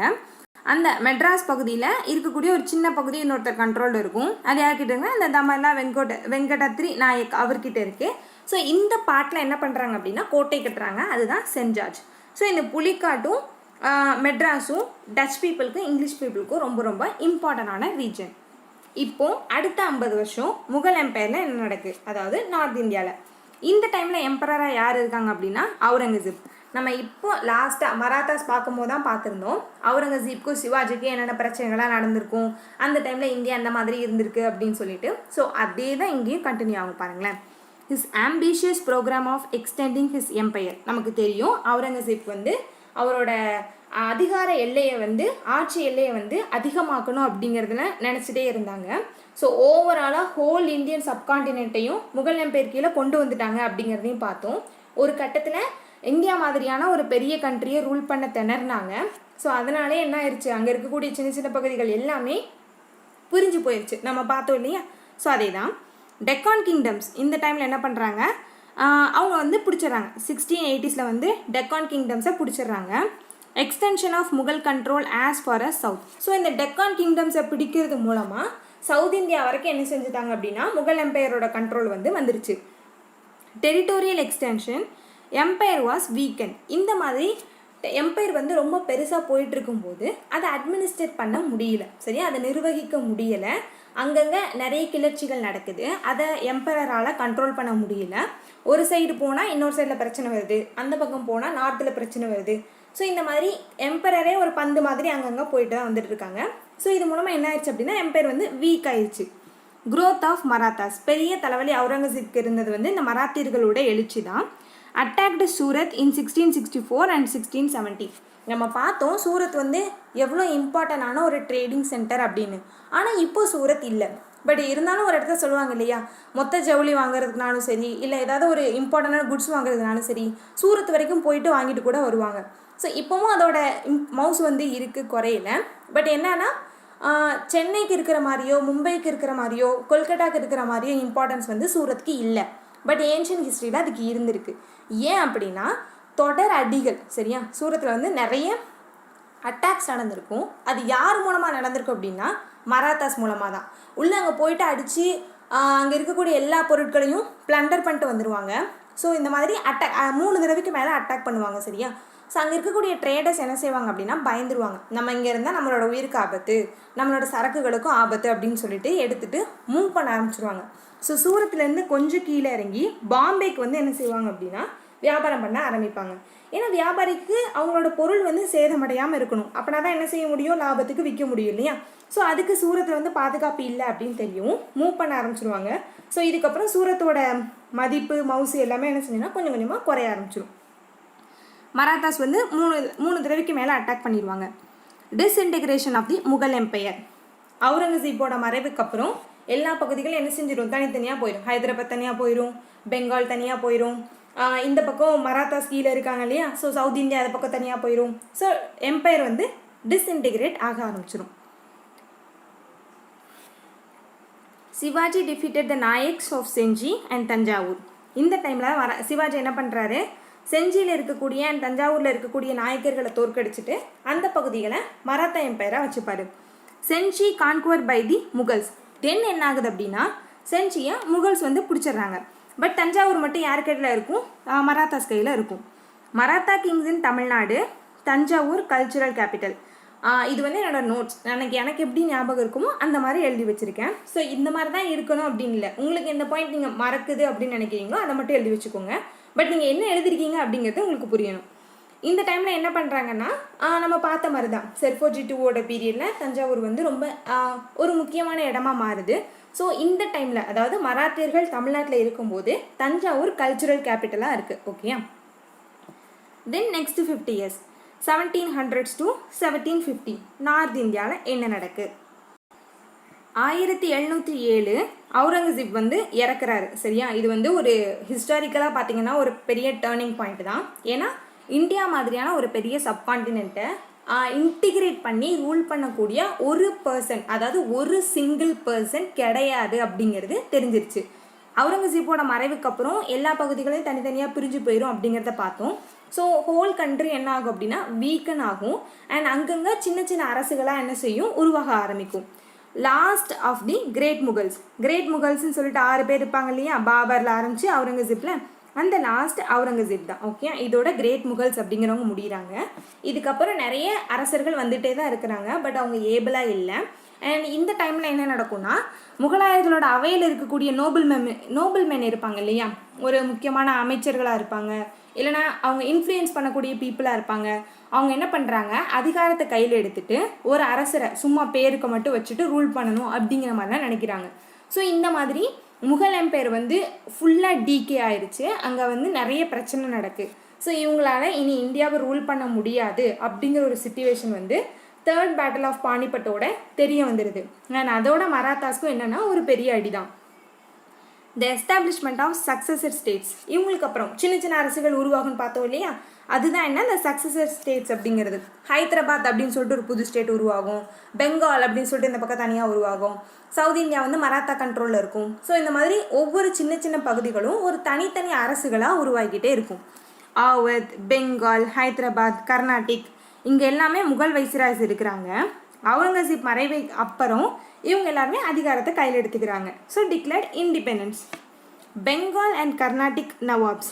இந்த டைமில் பெங்கால்லையும் கர்நாடிக்லேயும் இருக்கக்கூடிய நவாப்ஸ் என்ன பண்ணுறாங்க அப்படின்னா, வந்த புது யூரோப்பியன்ஸ்க்கு வந்து ஹெல்ப் பண்ணுற மாதிரி, இல்லைனா இந்த அரசியலில் பெங்காலில் நடக்கக்கூடிய அரசியலையும் சரி, கர்நாடிக் ரீஜனில் இருக்கக்கூடிய பகுதிகள்லையும் சரி, யூரோப்பியன்ஸோட தலையீடு வந்து அதிகமாக இருக்குது. அதாவது ஒரு கிங்கை நியமிக்கிறதுக்கு, ஒரு நிசாமை நியமிக்கிறதுக்கு, ஒரு நவாபை நியமிக்கிறதுக்கு ஃபாரின்லேருந்து வந்த ஒரு வணிக குழு வந்து என்ன செய்கிறாங்க, இன்ஃப்ளூயன்ஸ் பண்ணிகிட்டு இருக்காங்க. அப்படின்னா இதோட வளர்ச்சி வந்து டக்குன்னு நடந்ததில்லை, ஜஸ்ட் ஒரு கிராஜுவல் தான். சரியா, கொஞ்சம் கொஞ்சமாக அரசர்கள்கிட்ட பழகி அரசருக்கு ஹெல்ப் பண்ணுற அளவுக்கு என்ன செய்கிறாங்க அப்படின்னா இந்த ட்ரேடிங் கம்பெனிஸ் வந்து போகிறாங்க. ஒரு கட்டத்தில் என்ன பண்ணுறாங்க அப்படின்னா போர் நடக்கு. சரியா, அவங்களுக்குள்ளேயே போர் நடக்கு. பெங்கால்குள்ளேயும் தனித்தனியாக பார்த்துக்கோங்க. பெங்கால் இருக்குது, கர்நாடிக் ரீஜன் இருக்குது. கர்நாடிக் அப்படிங்கிறது ஒன்றும் இல்லை, இங்கே தமிழ்நாடு கர்நாடகா இருக்கும் இல்லையா, இந்த இடத்துல கன்னடா பேசக்கூடிய பீப்புள் அவங்க தான் அந்த ரீஜன் தான் என்ன, கர்நாடிக் ரீஜன். இங்கே வந்து ஆற்காடு இருக்கும் இல்லையா, அதை தலைமையிடமாக வச்சுட்டு செயல்பட்ட பகுதி தான் என்ன, கர்நாடிக் அப்படின்னு சொல்லக்கூடிய ஒரு பகுதி. அங்கே இருக்கக்கூடிய ஒரு கிங்கை என்ன சொல்கிறாங்க, நவாப்புகள் அப்படிங்கிறாங்க. இவங்க என்ன பண்ணுறாங்கன்னா, ஒரு அரசர் இறக்குறாரு, அந்த அரசரோட பதவிக்கு வர்றதுக்கு அவங்களோட பையனும் சரி பக்கத்தில் இருக்கக்கூடிய ரிலேட்டிவும் சரி ஃபைட் பண்ணுறாங்க. ஸோ இந்த பக்கத்தில் பிரிட்டிஷ் என்ன பண்ணுறாங்க, ஒரு கிங் ஒரு பர்சனை சப்போர்ட் பண்ணுறாங்க, அந்த பக்கத்துலேருந்து ஃப்ரெஞ்சு பீப்புள் இன்னொரு பர்சனை சப்போர்ட் பண்ணுவாங்க. ஸோ இந்த மாதிரி தான் என்ன செய்கிறாங்க, உள்நாட்டு அரசியலுக்குள்ள ஒரு வணிக நிறுவனம் வந்து தலையிடுது. ஸோ இந்த டைமில் என்ன பண்ணியிருப்பாங்கன்னா, இந்த ட்ரேடிங் கம்பெனிஸ் வந்து அரசர்களுக்கு நிறைய காசு கொடுத்து ஹெல்ப் பண்ணியிருப்பாங்க. சரியா, நிறைய கடன் கொடுத்துருப்பாங்க, திருப்பி வாங்கியிருக்கிறது தான். ஆனால் அதிகமாக கடன் வாங்கிடுவாங்க. சரியா, borrowed heavily from the English. British கிட்ட இருந்து அதிகமாக கடன் வாங்கிடுவாங்க. அதை அந்த அரசுகளால் என்ன செய்ய முடியாது அப்படின்னா திருப்பி கொடுக்க முடியாது. ஏன்னா ஆல்ரெடி அவங்களுக்கு போரில் நிறைய லாஸ் ஆகிருக்கும். அண்ட் இப்போ தான் ஒரு தனி ஸ்டேட்டாக உருவாயிருக்காங்க. ஸோ அவங்கக்கிட்ட நிறைய காசு அப்படிங்கிறது இருக்காது. சரியா? ஸோ அதனால் என்ன பண்ணிடுவாங்க அப்படின்னா எப்படியாவது கடனை பிரிட்டிஷ் பீப்புளுக்கு திருப்பி கொடுக்கணும் அப்படிங்கிற ஒரு சிச்சுவேஷனுக்கு தள்ளப்படுவாங்க. ஆனால் அவங்ககிட்ட தான் காசே இல்லையே. அப்போ என்ன பண்ணுவாங்க அப்படின்னா ஒரு ஏரியாவை கையில் கொடுத்து இங்கிருந்து வரக்கூடிய வருமானங்களை நீங்கள் வச்சுக்கோங்க, இது மூலமாக என்னோட கடனை கழிச்சிக்கோங்க அப்படிங்கிற ஒரு சிச்சுவேஷனுக்கு இந்த நவாப்புகள் வந்து தள்ளப்படுறாங்க. அப்படி என்ன பண்ணுறாங்க அப்படின்னா லேண்டை வந்து பிரிட்டிஷ்கிட்ட கொடுக்குறாங்க. ஸோ இப்படி தான் ஒவ்வொரு சின்ன சின்ன பகுதியாக இங்கிலீஷ் பீப்புள் கிட்ட போச்சு. இவங்க வந்தது ஒரு ட்ரேடிங் கம்பெனி, பண்ணுறது வியாபாரம். அப்போ அவங்களோட மைண்ட் எப்படி இருக்கும்? ஃபுல் அண்ட் ஃபுல் ப்ராஃபிட்டாக தான் இருக்கும். சரியா? நம்மளால் எவ்வளோ முடியுமோ அவ்வளோ இங்கே சுருட்டிடணும், அப்படியே எடுத்து நம்ம ஹோம் கண்ட்ரிக்கு போயிடணும். இதுதான் அவங்களோட தாட்டு. ஸோ மக்களை இப்படி தான் அவங்க உரிய ஆரம்பித்தாங்க. நிலங்கள் வந்து யார்கிட்ட போகுது? வணிக நிறுவனங்கள்கிட்ட போகுது. Gave vast tract of lands to the English to collect revenue as payment for the loans. The beginning of British rule as revenue collectors. So இந்த பகுதிகளில் வரியை கலெக்ட் பண்ணுறது மூலமாக பிரிட்டிஷோட ஆட்சி நடந்துகிட்ருக்கு. சரியா? நீங்கள் நல்லா ஞாபகம் வச்சுக்க வேண்டிய ஒரு point, British East India Company வந்து ஒரு தனியார் நிறுவனம். சரியா? ஜஸ்ட் அவங்களுக்கு ஒரு உரிமை கொடுத்துருப்பாங்க. என்ன அப்படின்னா இங்கிலாந்துலேருந்து வேறு எந்த வியாபார கம்பெனியும் இந்தியாவுக்கு வணிகம் பண்ண வராது, நீங்கள் மட்டும்தான் இருப்பீங்க அப்படிங்கிற மாதிரி ஒரு ரூல். அதாவது இங்கிலாந்துலேருந்து இந்த ஒரு கம்பெனி மட்டும்தான் இந்தியாவுக்கு வந்து வியாபாரம் பண்ணிகிட்டு இருப்பாங்க, வேறு யாருமே வரமாட்டாங்க. சரியா? இது ஒரு ப்ரைவேட் கம்பெனி. அரசாங்கத்துக்கு இவங்க என்ன பண்ணணும் அப்படின்னா வரி கட்டணும். அந்த வரி வந்து அதிகமாக இருக்கும்.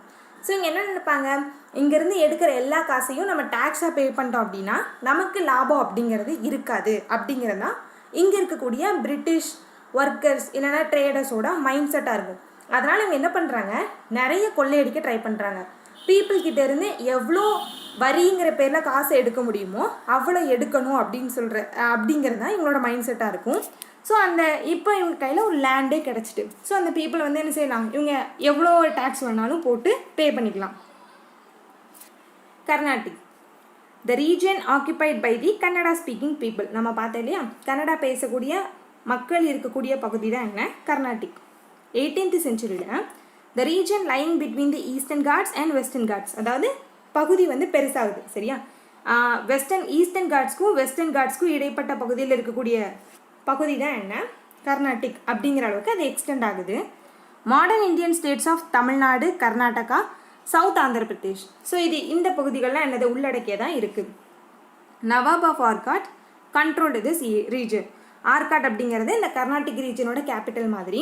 ஸோ இந்த ஆர்காட்டு நவாப் தான் என்ன பண்ணுறாங்க, கர்நாடிக் பகுதியை வந்து ரூல் பண்ணுறாங்க.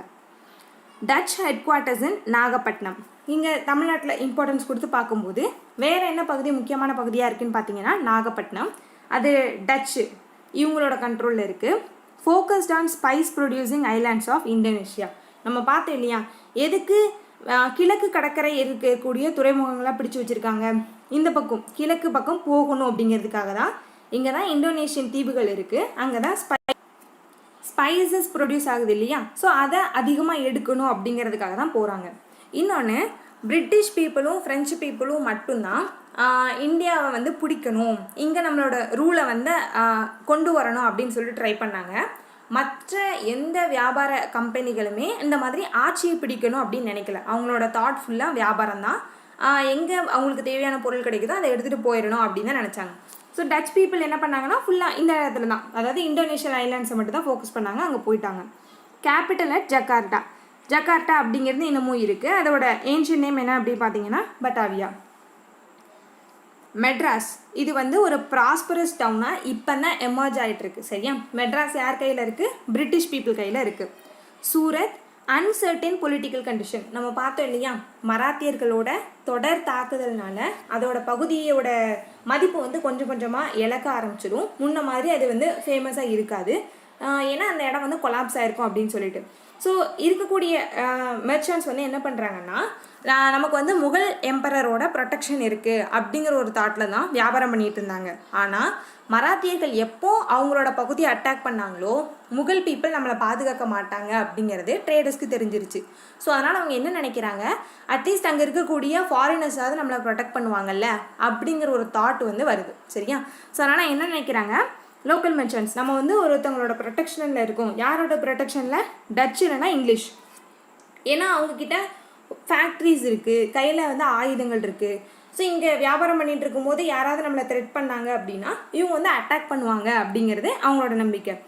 என்னடா ஃபாரின் பீப்புளை நம்புகிறாங்க அப்படின்னு சொல்லிட்டு நீங்கள் நினச்சிங்கன்னா, நான் ஏற்கனவே அதிகமாக ரிப்பீட் பண்ண மாதிரி தான்.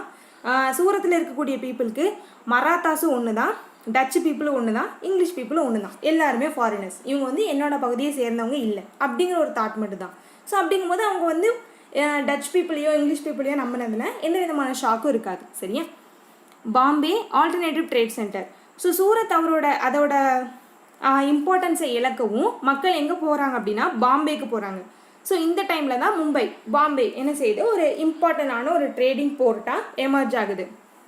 Alternative trade centre attracting merchants from Surat and other parts of Gujarat. இதுக்கு முன்னாடி சூரத்லேயும் குஜராத்லேயும் யாரெல்லாம் வணிகம் பண்ணிட்டு இருந்தாங்களோ அவங்க எல்லாருமே பாம்பேக்கு மூவ் ஆக ஆரம்பிக்கிறாங்க. அண்ட் இப்போ பாம்பே யார் கையில் இருக்குது அப்படின்னு பார்த்தீங்கன்னா பிரிட்டிஷ் பீப்புள் கிட்டே இருக்குது. யார் மூலமாக வாங்கினது? போர்ச்சுகீசி இளவரசியை திருமணம் செஞ்சது மூலமாக இங்கிலாந்து அரசருக்கு கிடைச்சது தான் இந்த பாம்பே ஐலாண்ட். அதை என்ன பண்ணுறாங்க, பிரிட்டிஷ் ஈஸ்ட் இந்தியா கம்பெனிக்கு லீஸுக்கு கொடுக்குறாங்க. இது சவுத் இந்தியா, கரெக்டாக கர்நாடிக் ரீஜன் தான். ஓகே. ஸோ இது கோரமண்டல் கோஸ்ட். சோழமண்டல கடற்கரை நம்ம தமிழில் சொல்லுவோம் இல்லையா, அங்கே இருக்கக்கூடிய பகுதி தான் இந்த கோரமண்டல் கோஸ்ட். அண்ட் அந்த டைமில் இம்பார்ட்டண்ட்டாக இருந்த 2-3 முக்கியமான பகுதிகள். ஓகே, இது பொலிட்டிக்கல் கண்டிஷன். இந்த மாதிரியான ஒரு அரசியல் நிலை வந்து இருக்குது. இப்போ எக்கனாமி எந்த மாதிரி இருக்குது அப்படின்னு சொல்லிட்டு பார்க்கலாம்.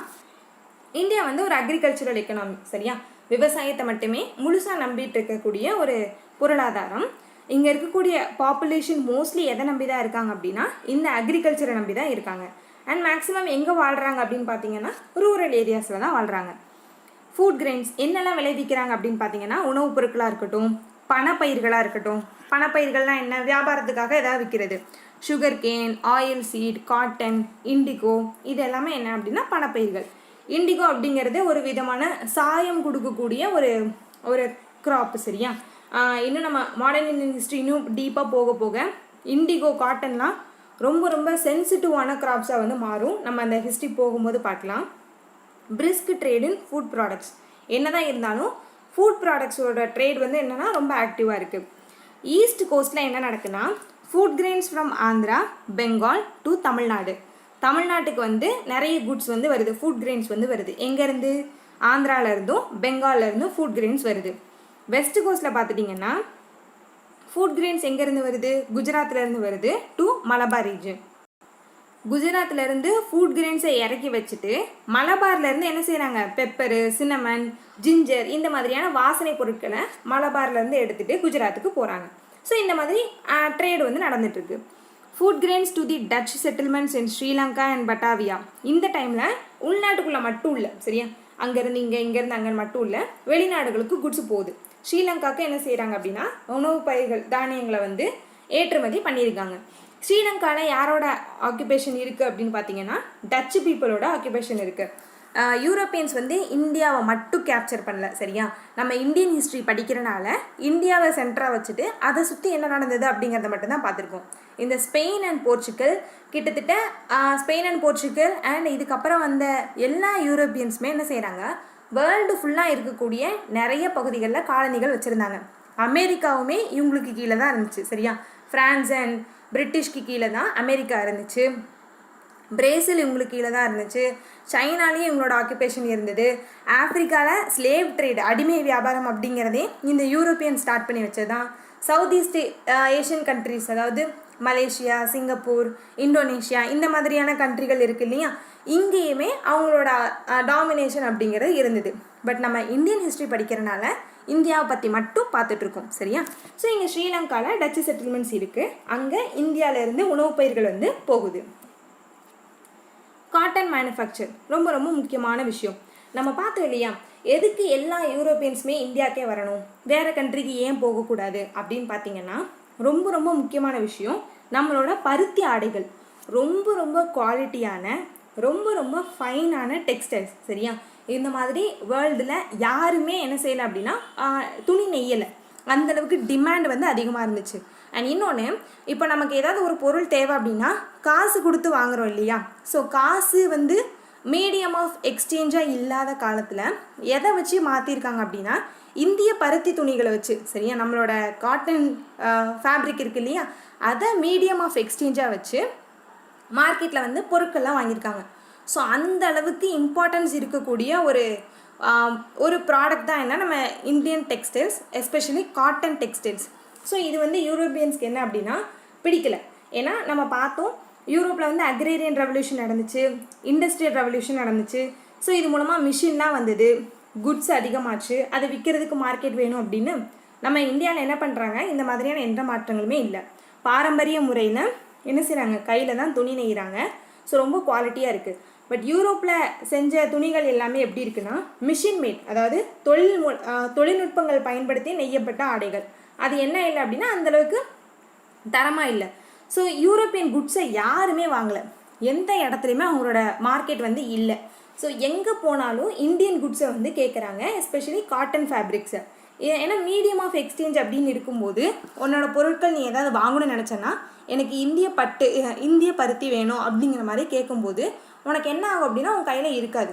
உன்கிட்ட லோடாக குட்ஸ் இருக்குது, ஆனால் நீ அதை விற்கவும் முடியாது, அதை வச்சு எதுவும் வாங்கவும் முடியாது. அப்படிங்கும்போது அவங்க என்ன பண்ணுறாங்க, சரி ஓகே டேரெக்டாக இந்தியாவுக்கே வருவோம் அப்படின்னு சொல்லிட்டு இந்தியாவை நோக்கி வர ஆரம்பிக்கிறாங்க. நம்ம இனி போக போக ஹிஸ்ட்ரியில் பார்க்கலாம் எந்த அளவுக்கு பிரிட்டிஷ் வந்து இந்தியன் குட்ஸை வந்து ஒடுக்குனாங்க. அதுலேயும் ஸ்பெஷலாக காட்டன் ஃபேப்ரிக்ஸ், காட்டன் பருத்தி உற்பத்தியை எந்த அளவுக்கு தடை பண்ணாங்க அப்படிங்கிறத நீ போக போக பார்க்கலாம். சரியா, நான் சொன்னேன் இல்லையா ரொம்ப ரொம்ப சென்சிட்டிவான கிராப்ஸ் அப்படின்னு சொல்லிட்டு, அதில் ஒன்று காட்டன், ரெண்டாவது வந்து இண்டிகோ. இதில் வந்து வெரைட்டி ஆஃப் காட்டன் ஃபேப்ரிக்ஸ் இருக்குது. சரியா, ஒரே மாதிரியான துணிகள் இல்லை, பல மாதிரியான துணிகள் வந்து நெய்கிறாங்க. வேரியஸ் சென்டர்ஸ், நிறைய பகுதிகளில் என்ன செய்கிறாங்க அப்படின்னா பருத்தி உற்பத்தி அப்படிங்கிறது நடக்குது. மோஸ்ட்லி சவுத் இந்தியாவில் மகாராஷ்டிரா ரீஜனில். சரியா, ஏன்னா இது வந்து என்னது அப்படின்னா ஒரு திக்கான சாயில் இருக்கக்கூடிய ஒரு இடம். இங்கே கருப்பு மண் வந்து அதிகமாக இருக்கும். இந்த மண்ணில் பருத்தி வந்து நல்லா விளையும். சரியா, அதனால் சவுத் இந்தியாவில் மேக்ஸிமம் என்ன இருக்குது அப்படின்னா பருத்தி உற்பத்தி அப்படிங்கிறது அதிகமாகவே இருக்கும். அக்ரிகல்ச்சர் இந்தியாவோட மோஸ்ட்டு ஒரு முக்கியமான எக்கனாமிக் ஆக்டிவிட்டின்னு பார்த்தோம் இல்லையா. விவசாயத்துக்கு அப்புறம் எது இருக்குது அப்படின்னா இந்த வீவிங் தான், துணி நெய்கிறது தான். சரியா, second most important weaving activity, இதுதான் ரெண்டாவது முக்கியமான தொழிலாக இருக்குது. அதில் என்னென்ன ஆக்டிவிட்டி இருக்குது அப்படின்னா ஸ்பின்னிங் அண்ட் டையிங், துணியை நெய்யணும் அண்ட் அதுக்கு வந்து சாயம் ஏற்றுறாங்க. சரியா, இதுவும் எங்கே தான் நடக்குது அப்படின்னா ரூரல் ஏரியாவில் தான் அதிகமாக இருக்குது. Specialised knowledge about dyeing cotton chemicals, permanent colour, இதில் துணி நெய்யறதுலையும் நிறைய டெக்னிக்ஸ் இருக்கும் இல்லையா. ஸோ அந்த மாதிரியான விஷயங்கள் இருக்குது. கெமிக்கல்ஸை பயன்படுத்தி என்ன செய்கிறாங்க அப்படின்னா பெர்மனன்ட் கலர் வந்து கொடுக்குறாங்க. கொஞ்சம் கொஞ்சமாக கெமிக்கல்ஸ் யூஸ் பண்ணாங்க. அதாவது நமக்கு தெரிஞ்சிருக்கு எதை யூஸ் பண்ணால் சாயம் போகாமல் இருக்கும் அப்படின்னு. இப்போ நம்ம உடுத்துகிற துணியில் ஒரு 5 தடவை 6 தடவை வாஷ் பண்ணதுக்கப்புறமே சாயம் போயிடும். பட் நம்ம அந்த காலத்தில் நெஞ்ச துணியை என்ன செய்யாது, சாயம் போகாது. இதுதான் குவாலிட்டி. இந்த மாதிரியான குவாலிட்டி தான் இந்தியன் காட்டன் ஃபேப்ரிக்ஸை வந்து இருக்குது. ஸோ இதுக்காக தான் வேர்ல்டில் இருக்கக்கூடிய எல்லா மார்க்கெட்டுமே இந்தியன் குட்ஸை வந்து விரும்புகிறாங்க. பட் மிஷினில் செஞ்ச எல்லா துணிகளுமே என்ன இருக்காது அப்படின்னா இந்த மாதிரியான ஒரு குவாலிட்டி இருக்காது. சரியா, இப்போ தான் நம்ம என்ன செய்கிறோம், மாடர்ன் ஃபேஷன் அப்படின்னு போகிறோம். பட் அந்த காலத்தில் இருக்கக்கூடிய பீப்புள் வந்து தரத்தை தான் எதிர்பார்ப்பாங்க, குவாலிட்டியை தான் அதிகமாக விரும்புவாங்க.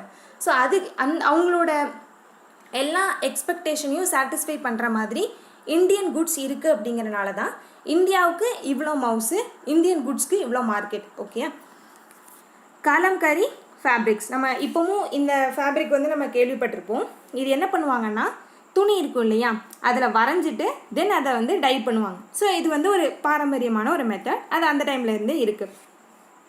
கோரமண்டல் ரீஜனில் இதை செய்கிறாங்க. கோரமண்டல் ரீஜனாக இங்கே தான். சரி, ஆந்திரா, தமிழ்நாடு இந்த இடங்கள்லாம் வேலை செய்கிறாங்க. இந்த கலம்கரி ஃபேப்ரிக்ஸ் அப்படிங்கிறது இருக்குது.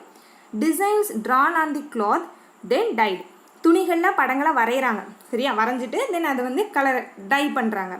சவுத் ஈஸ்ட் ஏஷியாவில் கூட இந்த துணிகளுக்கான டிமாண்ட் வந்து இருக்குது. சரியா, இந்தோனேஷியன் ஐலாண்ட்ஸ், எஸ்பெஷலி இந்தோனேஷியன் ஐலாண்ட்ஸில் இந்த கலம்கரி ஃபேப்ரிக்ஸ்க்கான டிமாண்ட் வந்து ரொம்ப அதிகமாக இருக்குது.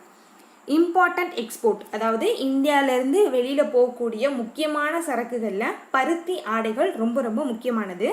எப்போ வரைக்கும் அப்படின்னா 18th century வரைக்கும் டாப்பில் இருக்குது.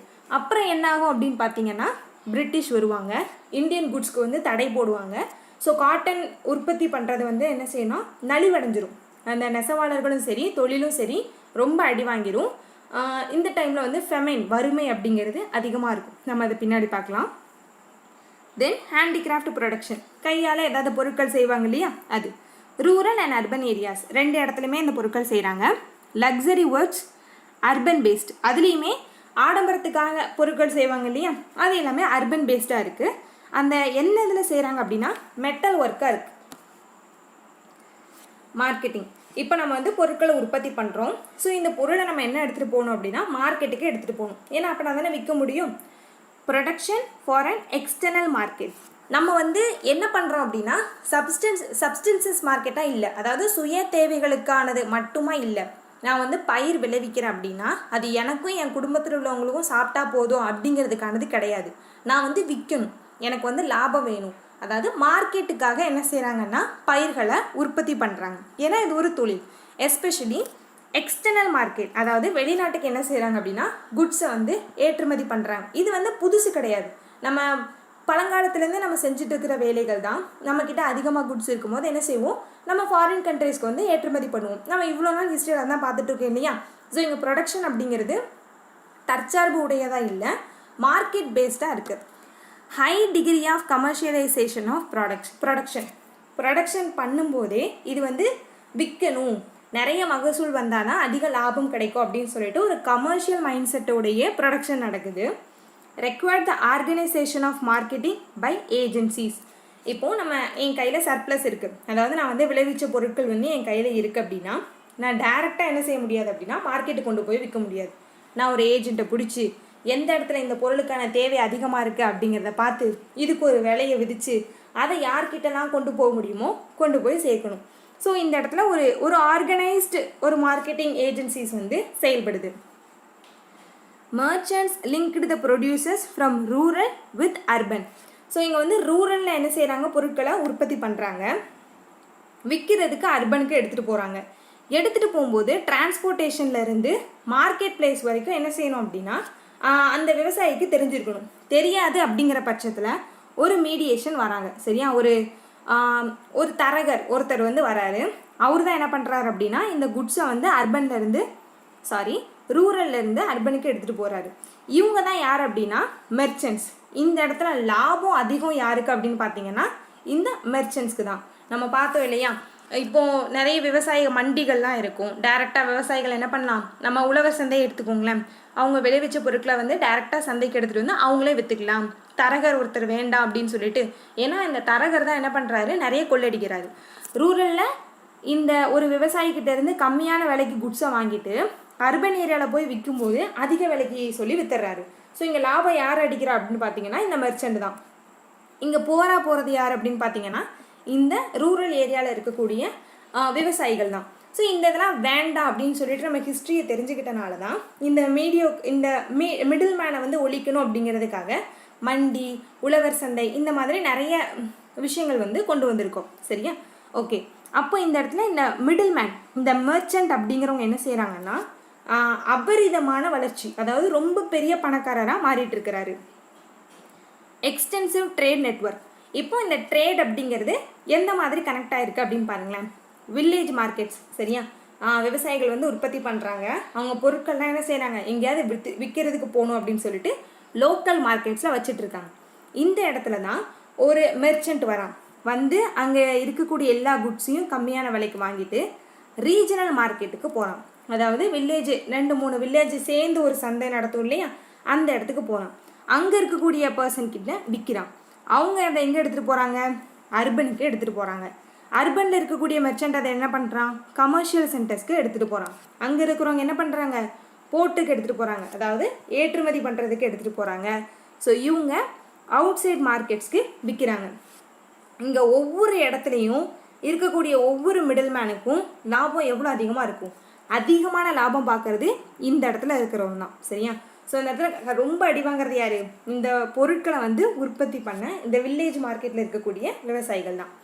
ஸோ இது வந்து ஒரு நெட்வொர்க், எப்படி குட்ஸ் வந்து அவுட் சைட் மார்க்கெட் வரைக்கும், அதாவது எப்படி ஏற்றுமதி ஆகுது அப்படிங்கிற ஒரு சின்ன நெட்வொர்க். தென் இந்த மெர்ச்சன்ட் குரூப் நம்ம பார்த்தோம் இல்லையா, குட்ஸை ஒருத்தர்கிட்டருந்து வாங்கி இன்னொரு பர்சன்ட்டை விற்கிற இந்த மிடில் மேன், அவங்க பார்த்துட்டிங்க அப்படின்னா அவங்க தான் ஒரு பேஸ். சரியா? ஒரு சொசைட்டியில் இருக்கக்கூடிய எக்கனாமிக் ஆக்டிவிட்டியை ஒரு ட்ரையாங்கிளாக வரைஞ்சிங்கன்னா அதோட பேஸை யார் இருப்பான்னா இந்த மெர்ச்சன்ட் குரூப்ஸ் தான். இதுக்கு மேலே புரோக்கர்ஸ் அப்படின்னு சொல்லிட்டு ஒரு கேட்டகரி இருப்பாங்க. அவங்க என்ன பண்ணுவாங்க, இந்த பர்சனுக்கு இவ்வளோ குட்ஸ் தேவைப்படுது, இந்த கண்ட்ரிக்கு இவ்வளோ ப்ராடக்டை வந்து அனுப்பணும் அப்படிங்கிற இந்த மாதிரி விஷயங்கள்லாம் தெரிஞ்சு வச்சுருப்பாங்க இல்லையா, அவங்க தான் புரோக்கர்ஸ். இவங்க தான் என்ன பண்ணுறாங்க, இந்த ட்ரையாங்கிளில் மிடில் இருக்கிறாங்க. இந்த இடத்துல யார் இருப்பாங்க அப்படின்னா கன்சியூமர்ஸ் இருப்பாங்க. யார்கிட்ட போய் சேருதோ அவங்க இருப்பாங்க. இவங்க வந்து என்ன, ஒரு ஹோமோஜினியஸ் குரூப் கிடையாது, யூனிஃபார்மாக ஒரே குரூப்பாக இருக்க மாட்டாங்க. ஒவ்வொரு ப்ராடக்டை மட்டும் தனியாக விற்கிறவங்களும் இருப்பாங்க. ஒரு ஏரியா, ஒரு பர்டிகுலர் ஏரியாவை பொறுத்த மர்ச்சன்ட் குரூப்ஸ் இருக்கும். ஸோ இந்த மாதிரி அவங்கவுங்க தனித்தனியாக தான் இருக்கிறாங்க. ஒரே மாதிரியான குரூப்பாக இவங்க இல்லை. ப்ரைம் மூவர்ஸ் இன் ஓவர்சீஸ் ட்ரேடு, கடல்வழி வணிகம் நடக்கிறதுல முக்கியமான பர்சன்ஸு யார் அப்படின்னா இந்த மர்ச்சன்ட் குரூப்ஸ் தான். சரியா? ஏன்னா இவங்களுக்கு தான் தெரியும் எந்த இடத்துக்கு குட்ஸ் போகுது வருது அப்படிங்கிறதுலாம். உள்ள சாதாரணமாக இருந்துட்டு விவசாயம் பண்ணிட்டு அறுவடை பண்ணிட்டு இருக்கிற ஒரு நார்மல் பர்சனுக்கு இந்த மாதிரி இன்ஃபோலாம் தெரியாது. அவங்க என்ன பண்ணுவாங்க, அறுவடை பண்ணுவாங்க, அதை ஒரு பர்சன்கிட்ட விற்பாங்க, அவ்வளோதான். இந்த பர்சன் தான் என்ன பண்ணுறாங்க, அந்த குட்ஸ் எல்லாத்தையும் வேறு பார்ட்ஸுக்கெலாம் எடுத்துகிட்டு போயிட்டுருக்காரு. Controlled the producers in the hinterland of the ports, sub brokers, middle tier of the pyramid. நம்ம பார்த்தோம் இல்லையா, இந்த பிரமிடில் மிடில் இருக்கிறது இந்த புரோக்கர்ஸ் தான். Banking and rise of merchant capitalist, இது எல்லாமே இந்த டைமில், ஓகேயா, யூரோப்பில் அந்த விஷயங்கள் நடந்துட்டு இருந்த டைமில் இந்தியாவில் இந்த மாதிரி விஷயங்கள்லாம் என்னது எமர்ஜ் ஆகிட்டு இருக்கு அப்படிங்கிறத காட்டுறதுக்கான ஒரு இது. ஸோ இப்போ வந்து மெர்ச்சன்ட்ஸ் வந்து என்ன செய்கிறாங்க, ரிச் ஆக ஆரம்பிச்சிட்டாங்க இல்லையா. ஸோ இவங்களை தான் என்ன சொல்கிறாங்க அப்படின்னா மர்ச்சன்ட் கேபிட்டலிஸ்ட் அப்படின்னு சொல்லிட்டு சொல்கிறாங்க. ஏன்னா இவங்களுக்கு பணத்தை பெருக்கிறது மட்டும்தான் அவங்களோட ஃபர்ஸ்ட் தாட்டாக இருக்கும். Commercial institution to promote extensive trade, இவங்களோட முழு நோக்கமும் என்ன அப்படின்னா அவங்க பண்ணுற ட்ரேடை அதிகமாக பண்ணணும், எல்லாருக்குமே அவங்களோட வியாபாரத்தை பெருக்கணும் அப்படிங்கிறது தான் தாட்டாக இருக்கும். ஸோ அதே மைண்ட் செட்டோடு தான் இவங்களும் இருக்காங்க. Variety of coins in circulation, இந்த டைமில் இந்தியாவில் நிறைய அரசுகள் இருக்குது. ஒவ்வொரு பகுதிகளுக்கும் தனித்தனி அரசாங்கங்கள் இருக்குது, தனித்தனி ராஜாக்கள் இருக்கிறாங்க. ஸோ என்ன பண்ணுறாங்க, நிறைய காயின்ஸ், நாணயங்கள் அப்படிங்கிறது அந்த அதிகமான அளவில் வந்து சர்க்குலேட் ஆகிட்டு இருக்கு. சரியா? இப்போ இந்தியா மாதிரியான கண்ட்ரிக்கு ருப்பி அப்படிங்கிறது மட்டும் நமக்கு ஒரே ஒரு காயின் இருக்குது. இந்த இடத்துல ஒரு 10-15 நாணய மதிப்புகள் இருக்குது அப்படின்னா வணிகம் பண்ணுறதுக்கு கஷ்டமாக இருக்கும் இல்லையா. இப்போ $1 மதிப்பும் $1 மதிப்பும் ஒன்று கிடையாது இல்லையா. ஸோ இந்த மாதிரியான ஒரு கண்டிஷன் தான் அப்போ இருக்குது. இவங்க என்ன பண்ணுறாங்க அப்படின்னா இந்த இடத்துல இன்னொரு மிடில் பர்சன்ஸ் வராங்க. யார் அப்படின்னா மணி சேஞ்சஸ், அதாவது நீ கரன்சி என்கிட்ட வந்து கொடுத்து நீ வந்து வேற ஒரு கரன்சியாக மாற்றிக்கலாம் அப்படிங்கிற மாதிரி, ரூபாய் என்கிட்ட வந்து கொடுத்து நீ டாலராக மாற்றிக்கலாம் அந்த மாதிரி. அவங்கள பேர் என்னன்னு சொல்கிறாங்க அப்படின்னா ஷ்ராப்ஸ் அப்படிங்கிறாங்க. To test coins for their purity, அவங்க என்ன பண்ணுறாங்க அப்படின்னா இப்போ தானே காகித நாணயங்கள் இருக்குது. அந்த காலத்தில் என்ன பண்ணியிருப்பாங்க, தங்கம் இல்லைனா வெள்ளியில் வந்து நாணயங்கள் வெளியிட்டிருப்பாங்க இல்லையா. ஸோ அந்த தங்க நாணயத்தையும் வெள்ளி நாணயத்தையும் அதோட பியூரிட்டியை வந்து டெஸ்ட் பண்ணுறாங்க. எந்த அளவுக்கு அதில் தங்கம் இருக்குது, எந்த அளவுக்கு அதில் வெள்ளி இருக்குது அப்படின்னு. அது மேலே அச்சிடப்பட்ட உருவங்களும் நம்பரும் தான் வேறையாக இருக்கும். பட் அந்த மெட்டலோட வேல்யூ அப்படிங்கிறது ஒன்றா இருக்கும் இல்லையா. ஸோ அதை பார்க்குறாங்க. டிசைட் தியர் வேல்யூ, அப்புறம் என்ன பண்ணுறாங்க, இந்த நாணயத்தோட வேல்யூ இவ்வளோ தான் அப்படின்னு சொல்லிட்டு டிசைட் பண்ணுறாங்க. தென் என்ன பண்ணுறாங்கன்னா ஒரு லோக்கல் பேங்கர்ஸ் மாதிரி செயல்படுறாங்க. ஹண்டீஸ் அப்படின்னு சொல்லிட்டு இன்னொரு பீப்புள் இருக்காங்க.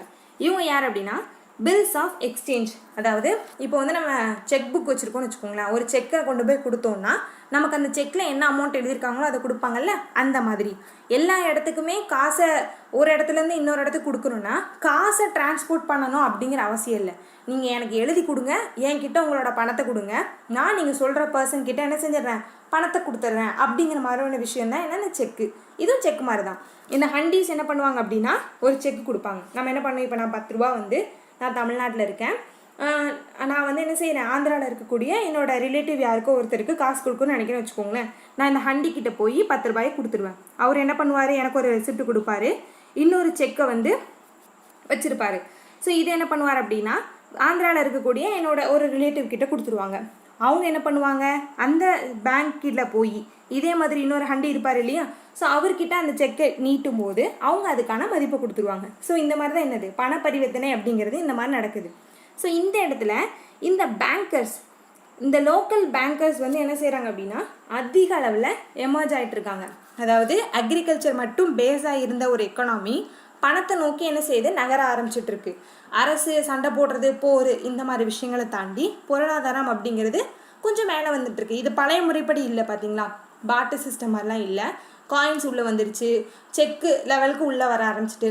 ஸோ இந்த இடத்துல எக்கனாமி கொஞ்சம் மாறிட்டே வருது.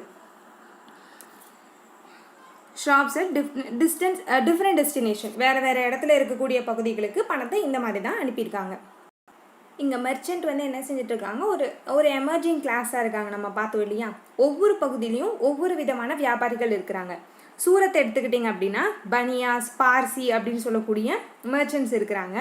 நகர் சேத் அப்படிங்கிறவங்க அகமதாபாத்லேயும், ஜகத் சேத் அப்படிங்கிறவங்க பெங்கால்லையும் இருக்கிறாங்க. தென் கோரமண்டல் ரீஜனில் இருக்கக்கூடிய பீப்புள் யார் அப்படின்னா மெர்ச்சன்ட் கம்யூனிட்டிஸ். ஸோ இவங்க எல்லாருமே என்ன பண்ணுறாங்க, ஒவ்வொரு பகுதிகள்லையும் இருக்கக்கூடிய டாமினண்ட்டான மெர்ச்சன்ட்ஸ். இவங்க என்ன பண்ணுறாங்க அப்படின்னா எல்லா ப்ராஃபிட்டையும் இவங்களே எடுத்துக்கிறாங்க. நம்ம பார்த்தோம் இல்லையா, ப்ரொடியூசர்கிட்ட இருந்து குட்ஸ் எல்லாத்தையும் வாங்கிக்கிறாங்க, வாங்கிட்டு அதிக விலைக்கு வெளியே விற்றுறாங்க. ஸோ அப்படிங்கும்போது லாபம் அப்படிங்கிறது இவங்கக்கிட்ட தான் குவியும். ஸோ இவங்களுக்கு பொருட்களை விளைவிச்சு கொடுத்த அந்த விவசாயிகள் நினச்சி பாருங்களேன், அவங்க ரொம்ப புவர் கண்டிஷனுக்கு வந்து தள்ளப்படுவாங்க. ஸோ வறுமை வரும். இந்த இடத்துல என்ன நடக்கும் அப்படின்னா அதிகமான இறப்புகள் அப்படிங்கிறது நடக்கும். இந்த 1678 1750 கிட்டத்தட்ட ஒரு 60-75 வருஷம் வச்சுக்கோங்களேன். இந்த பர்டிகுலர் டைமில் 10 தடவை ஃபெமைன்ஸ் வந்திருக்கான். சரியா, ஃபெமைன் அப்படிங்கிறது சாப்பாட்டுக்கு வழி இல்லை அப்படிங்கிறது மட்டும் கிடையாது, வறட்சி, எந்த விதமான பயிருமே விளையாது, தண்ணி இருக்காது, மழை பெய்யாது. நீங்கள் வந்து சாப்பிடணும் இல்லை உள்ளே ஏதாவது இன்டேக் எடுக்கணும் அப்படின்னு நினச்சிங்கன்னா அதுக்கு எந்த விதமான பாசிபிலிட்டியும் இல்லாமல் ஒரு கண்டிஷன் இருக்கும். அதான் என்ன, வறுமை. எல்லா மக்களும் என்ன செய்வாங்க அப்படின்னா கொத்தாக சாவாங்க. ஸோ இந்த மாதிரி கண்டிஷன் 10 தடவை வந்திருக்கு அப்படின்னா அது ஒரு 100 வருஷத்துக்குள்ளே அப்படின்னா யோசித்து பாருங்கள் பீப்புளோட கண்டிஷன் எந்த மாதிரி இருக்குன்னு. அண்ட் இந்த லேண்டில் தான் என்னது பருத்தி விளைஞ்சிருக்கு, நெல் விளைஞ்சிருக்கு, இங்கேருந்து எல்லாத்தையும் எக்ஸ்போர்ட் பண்ணி எடுத்துகிட்டு போயிருக்காங்க. டிமாண்ட் அவ்வளோ அதிகமாக இருக்குது. ஆனால் இங்கே வறுமை அப்படிங்கிற காரணத்தினால எந்த விதமான பயிருமே என்ன செய்ய முடியல அப்படின்னா உற்பத்தி பண்ண முடியல. ஸோ இந்த டைமில் என்ன ஆகுது அப்படின்னா இந்தியன் எக்கானமி அடிவாங்க ஆரம்பிக்குது. ஸ்லேவரி, அடிமைத்தனத்துக்கு என்ன செய்கிறாங்கன்னா உள்ளாக்கப்படுறாங்க. ஏன்னா வேலையே இல்லை, எந்த வேலை கொடுத்தாலும் நான் செய்கிறேன் அப்படிங்கிற ஒரு கண்டிஷன் போகும்போது அடிமையாக இருக்கியான்னு கேட்டால் பீப்புள் ஆமாம் ஓகே அப்படின்றாங்க. ஏன்னா அந்த அளவுக்கு வறுமை இருக்குது. டச் ரெக்கார்ட்ஸ் ஃப்ரம் கோரமண்டல் ரீஜனில் இருக்கக்கூடிய டச் பீப்புளோட ஆவணங்கள் படி ஸ்லேவ்ஸ் டு பட்டாவியா, இங்கே இருக்கக்கூடிய மக்கள் என்ன செஞ்சுருக்காங்க, பட்டாவியா அப்படிங்கிற ஜக்கார்ட்டா இருக்கு இல்லையா, இந்தோனேஷியாவுக்கு அடிமைகளாக போயிருக்காங்க. தென்னாப்பிரிக்காவில் இந்தியர்கள் இருக்காங்க அப்படின்னா எப்படி அடிமைகளாக அந்த இடத்துக்கு போயிருப்பாங்க. ஸ்ரீலங்காவுக்கு போயிருப்பாங்க, நிறைய மலேசியா இந்த மாதிரியான இடங்களுக்கு என்ன செஞ்சுருப்பாங்க, ரப்பர் தோட்டங்களுக்கு வேலை பார்க்குறதுக்கு அடிமைகளாக இந்த டைமில் தான் போயிருக்காங்க. ஏன்னா பயிர் உற்பத்தி பண்ண முடியல. இந்தியாவில் இருக்கக்கூடிய 90% பீப்புளுக்கு தெரிஞ்ச ஒரே வேலை விவசாயம் தான் அந்த டைமில். ஸோ விவசாயம் பண்ண முடியாத வறுமை இருக்குது அப்படிங்கும்போது கிடைக்கிற வேலையை தான் செய்ய முடியும் இல்லையா. ஸோ என்னால் என்ன செய்ய ஆரம்பிச்சிட்டாங்கன்னா மூவ் பண்ண ஆரம்பிச்சிட்டாங்க. எந்த பகுதியில் போனால் நம்மளால் பொழைக்க முடியுமோ அந்த பகுதிக்கு போய்க்கலாம் அப்படின்னு சொல்லிட்டு மைக்ரேட் ஆக ஆரம்பிச்சிட்டாங்க. Overseas trade, east and west coast to Indian Ocean in the 16th century. இந்தியாவில் 2 கோஸ்ட் இருக்குது இல்லையா, ஈஸ்ட் கோஸ்ட் வெஸ்ட் கோஸ்ட் அப்படின்னு சொல்கிறோம். ஆனால் அந்த 2 கோஸ்ட்டுமே எங்கே தான் இருக்குது அப்படின்னு பார்த்தீங்கன்னா இந்த இந்தியன் ஓஷனில் தான். இந்த இந்தியன் ஓஷனில் ஒரு பெரிய டாமினன்ஸ் அப்படின்னு பார்த்தீங்கன்னா நம்ம இந்தியாவோட டெக்கான் ரீஜன் ஃபுல்லாகவே சூரத்தில் ஆரம்பித்து இந்த பக்கம் கொல்கட்டா வரைக்கும் போர்ட்ஸாக தான் இருக்கும் வரிசையாக. From China to Malacca then to India. இப்போ ஒரு பகுதியிலேருந்து இன்னொரு பகுதிக்கு நீங்கள் கப்பலில் வரணும்னு வச்சுக்கோங்களேன், நம்ம வந்து மிஷினரியோ கப்பலோ அந்தளவுக்கு எஃபிஷியண்ட்டாக இருந்திருக்காது. அண்ட் அதுக்கு தேவையான ஃபியூல் இருந்திருக்காது. அதனால் என்ன பண்ணுறாங்க, ஒரு ஜங்ஷன் வச்சுக்கிறாங்க. இந்த பகுதியிலேருந்து இங்கே வரைக்கும் நம்ம வரலாம், அங்கே குட்ஸை அன்லோட் பண்ணிட்டு தேவையான பொருட்களை ஏற்றிட்டு மறுபடியும் அங்கேருந்து இன்னொரு பகுதிக்கு போகலாம் அப்படிங்கிற மாதிரி. ஸோ அப்படி தான் சைனாலேருந்து மலேசியாவுக்கு ஃபஸ்ட்டு வர்றாங்க. வந்துட்டு அங்கே இருக்க குட்ஸ் எல்லாம் இறக்கிட்டு தேவையான குட்ஸை மறுபடியும் ஏற்றிட்டு இந்தியாவுக்கு வராங்க. தென் இந்தியாவிலேருந்து எங்கே போகும், பெர்ஷியன் கல்ஃபுக்கு போகும், அங்கேருந்து யூரோப்பியன் கண்ட்ரீஸ்க்கு போகும். ஸோ இந்த மாதிரி தான் ட்ரேட் அப்படிங்கிறது நடக்குது. இப்படி ஒவ்வொரு இடத்துலையும் வந்துட்டு ஜாயிண்ட் ஆகி போகுது இல்லையா, அது என்னன்னு சொல்கிறாங்க அப்படின்னா என்ட்ரி போர்ட்ஸ் அப்படின்னு சொல்லிட்டு சொல்கிறாங்க. இது என்ன, ஒரு இன்டர்மீடியேட் போர்ட்ஸ், இடையில இருக்கக்கூடிய துறைமுகங்கள். அது என்ன சொல்கிறாங்க, என்ட்ரி போர்ட்ஸ் அப்படின்னு சொல்லிட்டு சொல்கிறாங்க. Goods from Europe and West Asia were exchanged in these ports for goods from the east and local produce. இந்த என்ன பண்ணுறாங்கன்னா, நான் சொன்னேன் இல்லையா, இந்தியா வந்து ஒரு கனெக்ஷன் மாதிரி.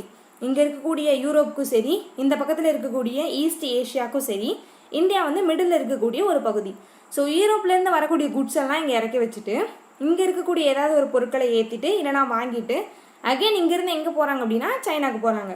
ஸோ இந்த மாதிரி ஒரு கனெக்ட் பண்ணக்கூடிய ஒரு பெரிய போர்ட்டாக தான் என்ன இருக்குது அப்படின்னா இந்தியன் ஓஷனில் இருக்கக்கூடிய நம்ம இந்தியன் போர்ட்ஸ் வந்து இருக்குது. Calicut lost out to the Gujarat ports. கேலிக்கட்டோட மகிமையும் கொஞ்சம் கொஞ்சமாக குறையுது. ஸோ எல்லாருமே என்ன பண்ணுறாங்க அப்படின்னா குஜராத் போர்ட்ஸ் போகிறாங்க.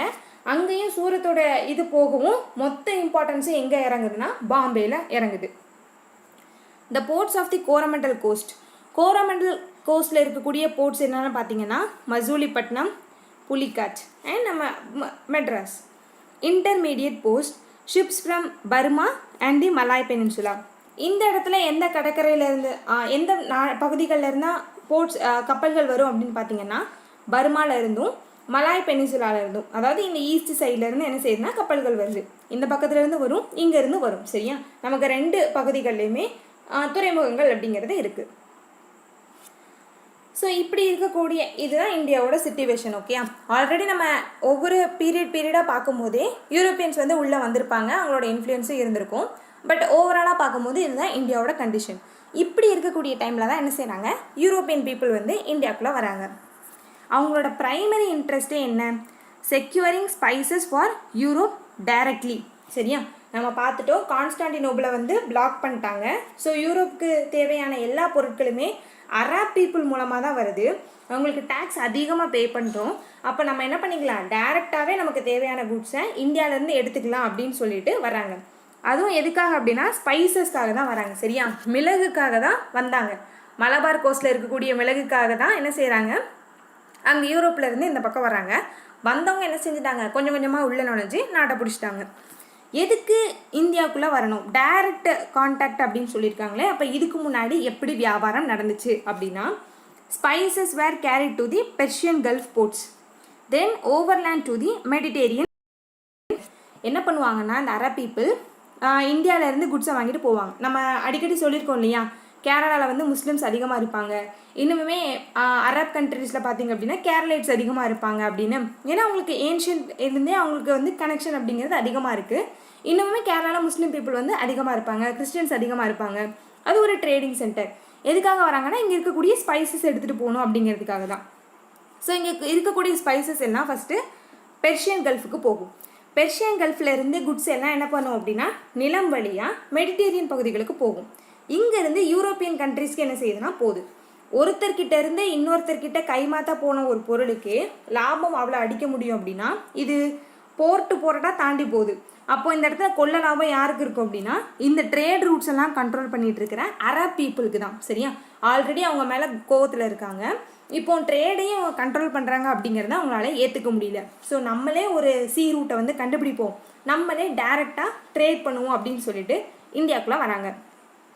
நம்ம பார்த்த மாதிரி தான் யூரோப்பியன் குட்ஸ்க்கு வந்து டிமாண்டே இல்லை. சரியா, இந்தியன் குட்ஸோட டிமாண்ட் அதிகமாக இருக்குது. யூரோப்பியன் குட்ஸை மதிக்கவே இல்லை. அவங்களோட லோக்கல் பீப்புளே என்ன செய்கிறாங்க, நமக்கு வந்து நம்ம பார்ப்போம் இல்லையா, நம்மளோட ட்ரெஸ் வந்து எவ்வளோ தான் நல்லா இருந்தாலும், நம்மளோட சாப்பாடு வந்து எவ்வளோ தான் நல்லா இருந்தாலும், நம்மளோட சென்ட் வாசனை எவ்வளோ தான் நல்லா இருந்தாலும், நம்ம எப்போவுமே ஃபாரினில் கிடைக்கக்கூடிய ஒரு பொருளுக்கு வந்து அதிகமான முக்கியத்துவம் கொடுப்போம். இதே மாதிரி தான் எல்லா இடத்துலையும் இருக்கும். ஸோ யூரோப் பீப்புளுமே என்ன பண்ணுறாங்க, அவங்க கண்ட்ரியில் விளைஞ்ச எந்த பொருட்களையுமே எடுத்துக்கல. இந்தியன் குட்ஸ்க்கு வந்து அதிகமாக டிமாண்ட் இருக்கிறனால. எக்ஸப்ட் கோல்ட் அண்ட் சில்வர், யூரோப்பில் இருக்கக்கூடிய தங்கத்தையும் வெள்ளியை மட்டும் எடுத்துக்கிறாங்க. மற்ற எந்த பொருட்களுக்குமே இந்த மாதிரி இந்தியன் குட்ஸ்க்கு இருக்க மாதிரியான இம்பார்ட்டன்ஸ் வந்து இல்லை. Universal demand in South East Asian markets for Indian textiles clothes from India. சரியா, சவுத் ஈஸ்ட் ஏஷியன் நேஷன் பார்த்தோம் இல்லையா, இந்த இடத்துல என்ன இருக்குது, அதிகமாக ஸ்பைசஸ் கிடைக்குது. ஸோ அந்த இடத்துல நான் அவங்க ட்ரேட் பண்ணணும் அப்படின்னு நினைக்கும் போது அவங்களும் என்ன கேட்குறாங்க, மீடியம் ஆஃப் எக்ஸ்சேஞ்சாக இந்தியன் குட்ஸை தான் கேட்குறாங்க. சப்ஸ்டிடியூட் மீடியம் ஆஃப் எக்ஸ்சேஞ்ச் எதை, இந்தியன் டெக்ஸ்டைல்ஸை. ஸோ அதுக்காகவாது என்ன செய்யணும், இங்கேருந்து டெக்ஸ்டைல்ஸை பர்ச்சேஸ் பண்ணணும் அப்படிங்கிறதுக்காகவாது அவங்க என்ன செஞ்சு தான் ஆகணும், இந்தியாவுக்குள்ளே வந்து தான் ஆகணும். The demand for the painted fabrics of Coromandel, நம்ம பார்த்தோன்னே கலம்கரி ஃபேப்ரிக்ஸ் அப்படின்னு சொல்லிட்டு அதுக்கு டிமாண்ட் அதிகமாக இருக்குது. எங்கே அப்படின்னு பார்த்தீங்கன்னா இந்தோனேஷியன் ஐலாண்ட்ஸில். எதுக்கு இந்தோனேஷியன் சைலன்ஸ் முக்கியம்? அங்கே ஸ்பைசஸ் இருக்குது, அதை வாங்கணும்னா இந்தியன் டெக்ஸ்டைல்ஸை எக்ஸ்சேஞ்ச் பண்ணணும். ஸோ அதுக்காக இந்தியாவுக்கு நோக்கி வராங்க. Dutch English set up their settlements on the coast on the east to procure clothes. அதனால தான் என்ன செய்கிறாங்க, டச் பீப்புளும் இங்கிலீஷ் பீப்புளும் ஈஸ்ட் இந்தியாவில் அதிகமான போர்ட்ஸ் வந்து வச்சுருக்கிறாங்க. ஏன்னா ஈஸியாக இந்தோனேஷியன் ஐலாண்ட்ஸ் கூடயும் கான்டாக்ட் பண்ண முடியும் அப்படிங்கிற காரணத்தினாலும். ஸோ இந்த மாதிரியான ஒரு சுச்சுவேஷனில் யூரோப்பியன்ஸ் வந்து என்ன செய்கிறாங்க, இந்தியாவுக்குள்ளே வராங்க. ஃபஸ்ட்டு போர்ச்சுகீஸ் வராங்க, அவங்கள பார்த்துட்டு ஒவ்வொருத்தராக லேண்ட் ரூட்டை சீ ரூட்டை கண்டுபிடிச்சதுக்கப்புறம் இந்தியாவுக்குள்ளே வர ஆரம்பிக்கிறாங்க. Collaboration with Indian merchants. இந்தியாவுக்குள்ளே வந்ததுக்கப்புறம் என்ன பண்ணுறாங்கன்னா இந்தியன் மெர்ச்சன்ட்ஸோட ஒன்றாயிடுறாங்க. சரியா? Europe a great new business opportunity for expansion and work with them. Indian merchants என்ன நினைக்கிறாங்கன்னா, யூரோப் வந்து ஒரு பெரிய கண்ட்ரி, நம்ம இவங்க கூட சேர்ந்து ஒர்க் பண்ணோன்னா நமக்கு வந்து அதிகமாக டிமாண்ட் கிடைக்கும். ஸோ நம்மளோட ஏற்றுமதி அதிகமாக பண்ணும்போது நமக்கு லாபம் அதிகமாக இருக்கும் அப்படின்னு சொல்லிட்டு இந்தியன் மெர்ச்சன்ட்ஸ் நினைக்கிறாங்க. யூரோப் பீப்புள் என்ன நினைக்கிறாங்க, நம்ம விளைவிச்ச குட்ஸ்க்கு வந்து ஒரு மார்க்கெட் கிடச்சிருக்கும் அப்படின்னு சொல்லிட்டு அவங்களே நினைக்கிறாங்க.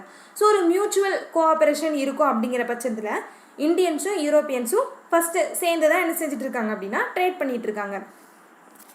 சூரத்தில் யார் ப்ரொடெக்ஷன் கொடுக்கா, முகல் செக்யூரிட்டி இருக்குது.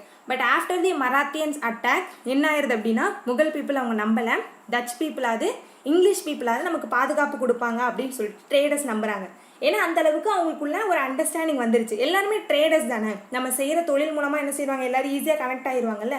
ஸோ அவங்க என்ன பண்ணுறாங்க அப்படின்னா யூரோப்பியன் ட்ரேடர்ஸை நம்புகிறாங்க.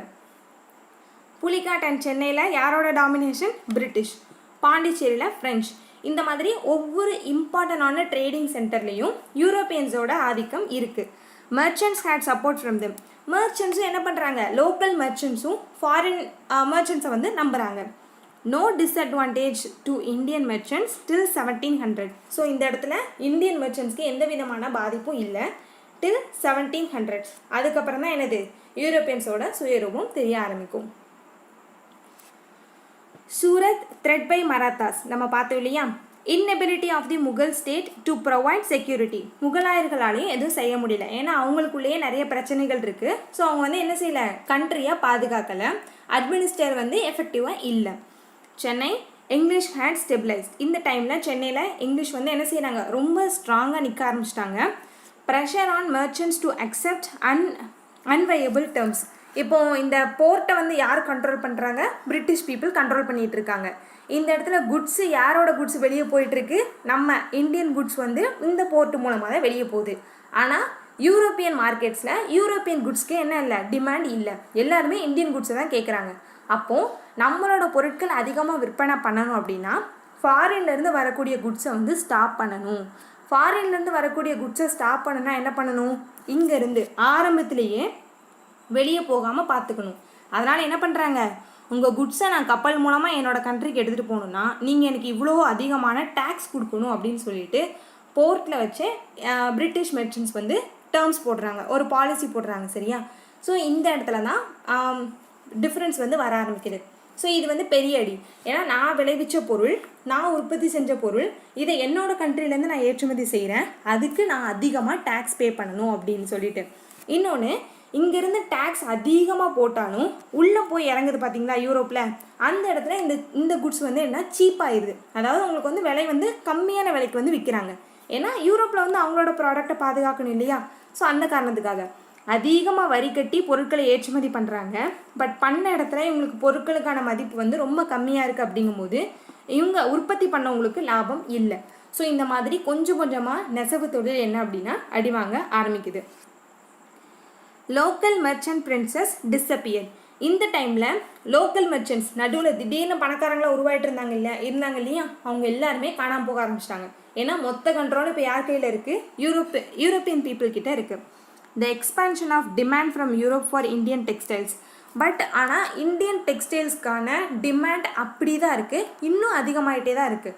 ஆனால் அவங்களால என்ன பண்ண முடியல, அதிகமான வரி செலுத்தி குட்ஸை வெளியே கொண்டு போக முடியல. பர்டன்டு தி ப்ரொடக்டிவ் ரிசோர்ஸஸ். அண்ட் இந்த டைமில் ஃபெமைன் அதிகமாக இருந்தனாலையும் பயிர் எதுவுமே அந்த அளவுக்கு பெருசாக உற்பத்தி ஆகலை. Frequent famines in the south. Shortage of food grains, raw materials. So அவங்களுக்கு எதுவுமே இல்லாதனால அவங்க எந்த விதமான ஒரு எக்கனாமிக் ஆக்டிவிட்டியும் செய்ய முடியாத கண்டிஷனில் பீப்புள் இருக்கிறாங்க. English began to dominate from traders to builders of empire. So இப்படி கொஞ்சம் கொஞ்சமாக பிரிட்டிஷ் பவர் அதிகமாகுது. வந்த யூரோப்பியன்ஸ்லேயே பிரிட்டிஷ் தான் என்ன செய்கிறாங்க, ஒரு டாமினேட் பண்ணக்கூடிய, ரூல் பண்ணக்கூடிய ஒரு கெப்பாசிட்டிக்கு வந்துடுறாங்க. ஸோ இப்படி ட்ரேடர்ஸாக உள்ளே வந்தவங்கக்கிட்ட எம்பையர் வந்து கையில் போயிடுச்சு. இதுதான் ஒரு ஓவரால் ஹிஸ்ட்ரி. நம்ம நெக்ஸ்ட் கிளாஸில் யார் வந்தாங்க, யூரோப்பியன்ஸ் பார்க்குறோம் இல்லையா. ஸோ அந்த யூரோப்பியன்ஸ் யார், எதனால் அவங்க கம்பெனி வந்து ஃபார்ம் ஆச்சு, அவங்க இந்தியாவுக்குள்ளே எந்த மாதிரி ஆன இன்ஃப்ளூயன்ஸ் எல்லாம் க்ரியேட் பண்ணாங்க, எப்படி செட்டில் ஆனாங்க அப்படிங்கிறத 1 by 1 டீட்டெயிலாக நெக்ஸ்ட் கிளாஸில் பார்க்கலாம். ஓகே, இப்போ வந்து சோர்ஸஸ் சரியா. நம்ம இப்போ சொல்கிறோம் இல்லையா இந்த மாதிரியான விஷயங்கள்லாம் நடந்துச்சு, இப்படிலாம் இருந்தாங்க அப்படின்னு. நமக்கு இதுக்கான சோர்ஸ்லாம் எங்கேருந்து கிடைக்குது அப்படிங்கிறத பார்த்துடலாம். Political, social, economic, cultural development, இது எல்லா விஷயத்தை பற்றியும் நமக்கு கிடைக்கக்கூடிய சோர்ஸஸ் வந்து சொல்லுது. யாரோட சோர்ஸஸ் அப்படின்னு பார்த்தீங்கன்னா ஃபாரின் ட்ராவலர்ஸ். அஃப்கோர்ஸ் நமக்கு தெரியும், வெளிநாட்டு பயணிகளோட குறிப்புகள், வணிகர்கள், மிஷினரி இந்த டைமில் தான் வர்றாங்க இல்லையா. மதம் பரப்பணும் அப்படிங்கிறதுக்காக ஒவ்வொரு கண்ட்ரியிலேருந்தும் ஒவ்வொரு தூதுக்குழுக்கள் வந்து வரும். ஸோ அவங்களோட குறிப்புகள், சிவில் சர்வெண்ட்ஸ், பிரிட்டிஷ் பீரியடில் வந்து சிவில் சர்வெண்ட்ஸ் இருந்திருப்பாங்க இல்லையா, அண்ட் கவர்னர்ஸ் இருந்திருப்பாங்க. ஒவ்வொரு கம்பெனிக்கும் ஒவ்வொரு கவர்னர், ஒரு சீஃப் இருந்திருப்பாங்கல்ல, அவங்களோட நோட்ஸ், இது எல்லாத்தையும் மூலமாகவும் நம்ம என்ன செஞ்சுக்கலாம், இந்த டைமில் இந்தியா இப்படி தான் இருந்துச்சு அப்படிங்கிறதுக்கான விஷயங்கள் தெரிஞ்சுக்கலாம். இது எந்த காலகட்டத்தில், 18th and 19th century இந்த டைமில். Official transaction records of the Portuguese, Dutch, French, Danes and British, இவங்க எல்லாருமே வணிக நோக்கத்துக்காக தான் வந்திருப்பாங்க. கண்டிப்பாக என்ன செஞ்சுருப்பாங்க, டாக்குமெண்ட்ஸ் வச்சுருப்பாங்க இல்லையா, இந்த மாதிரி இவங்கக்கிட்ட ட்ரேட் பண்ணோம் அப்படிங்கிறதுக்கான டிரான்சாக்ஷன் டீட்டெயில்ஸ் வச்சுருப்பாங்க. அது மூலமாகவும் நம்ம என்ன செஞ்சுக்கலாம், இந்தியாவிலேருந்து எந்த குட்ஸ் அதிகமாக வெளியே போச்சு அப்படிங்கிறத தெரிஞ்சுக்கலாம். ஆர்ச்சீவ்ஸ் அப்படின்னா ஆவண காப்பகம் அப்படின்னு சொல்லிட்டு அர்த்தம் சரியா. முக்கியமான டாக்குமெண்ட்ஸ்லாம் பத்திரமா வச்சுருப்பாங்கல்ல அந்த பிளேஸ். அது எங்கே இருக்குது, லிஸ்பன், கோவா, பாண்டிச்சேரி, மெட்ராஸ் இந்த பகுதிகளில் இருக்கக்கூடிய ஆவண காப்பகங்கள்லையும் இந்த டைமை பற்றின நிறைய சோர்ஸஸ் வந்து இருக்குது. இந்த சோர்ஸஸ் வந்து நம்ம ரெண்டாக பிரிக்கலாம், ரிட்டன் அண்ட் மெட்டீரியல் அப்படின்னு. எழுத்து ஆவணங்களாகவும் இருக்கும், மெட்டீரியல்னால் என்ன, பொருள் சம்மந்தப்பட்டது வேறு ஏதாவது இருக்கும். அந்த மாதிரியான சோர்ஸஸ் மூலமும் நம்ம வந்து என்ன செஞ்சுக்கலாம், தெரிஞ்சுக்கலாம். ஸோ சோர்ஸஸை ரெண்டாக பிரிக்கிறாங்க, written and material. Written sources அப்படின்னு பார்த்தீங்கன்னா இந்த காலகட்டத்தில் அச்சு இயந்திரங்கள் வந்து வரும் சரியா. பிரிண்டிங் ப்ரெஸ் இந்த டைமில் தான் வரும்.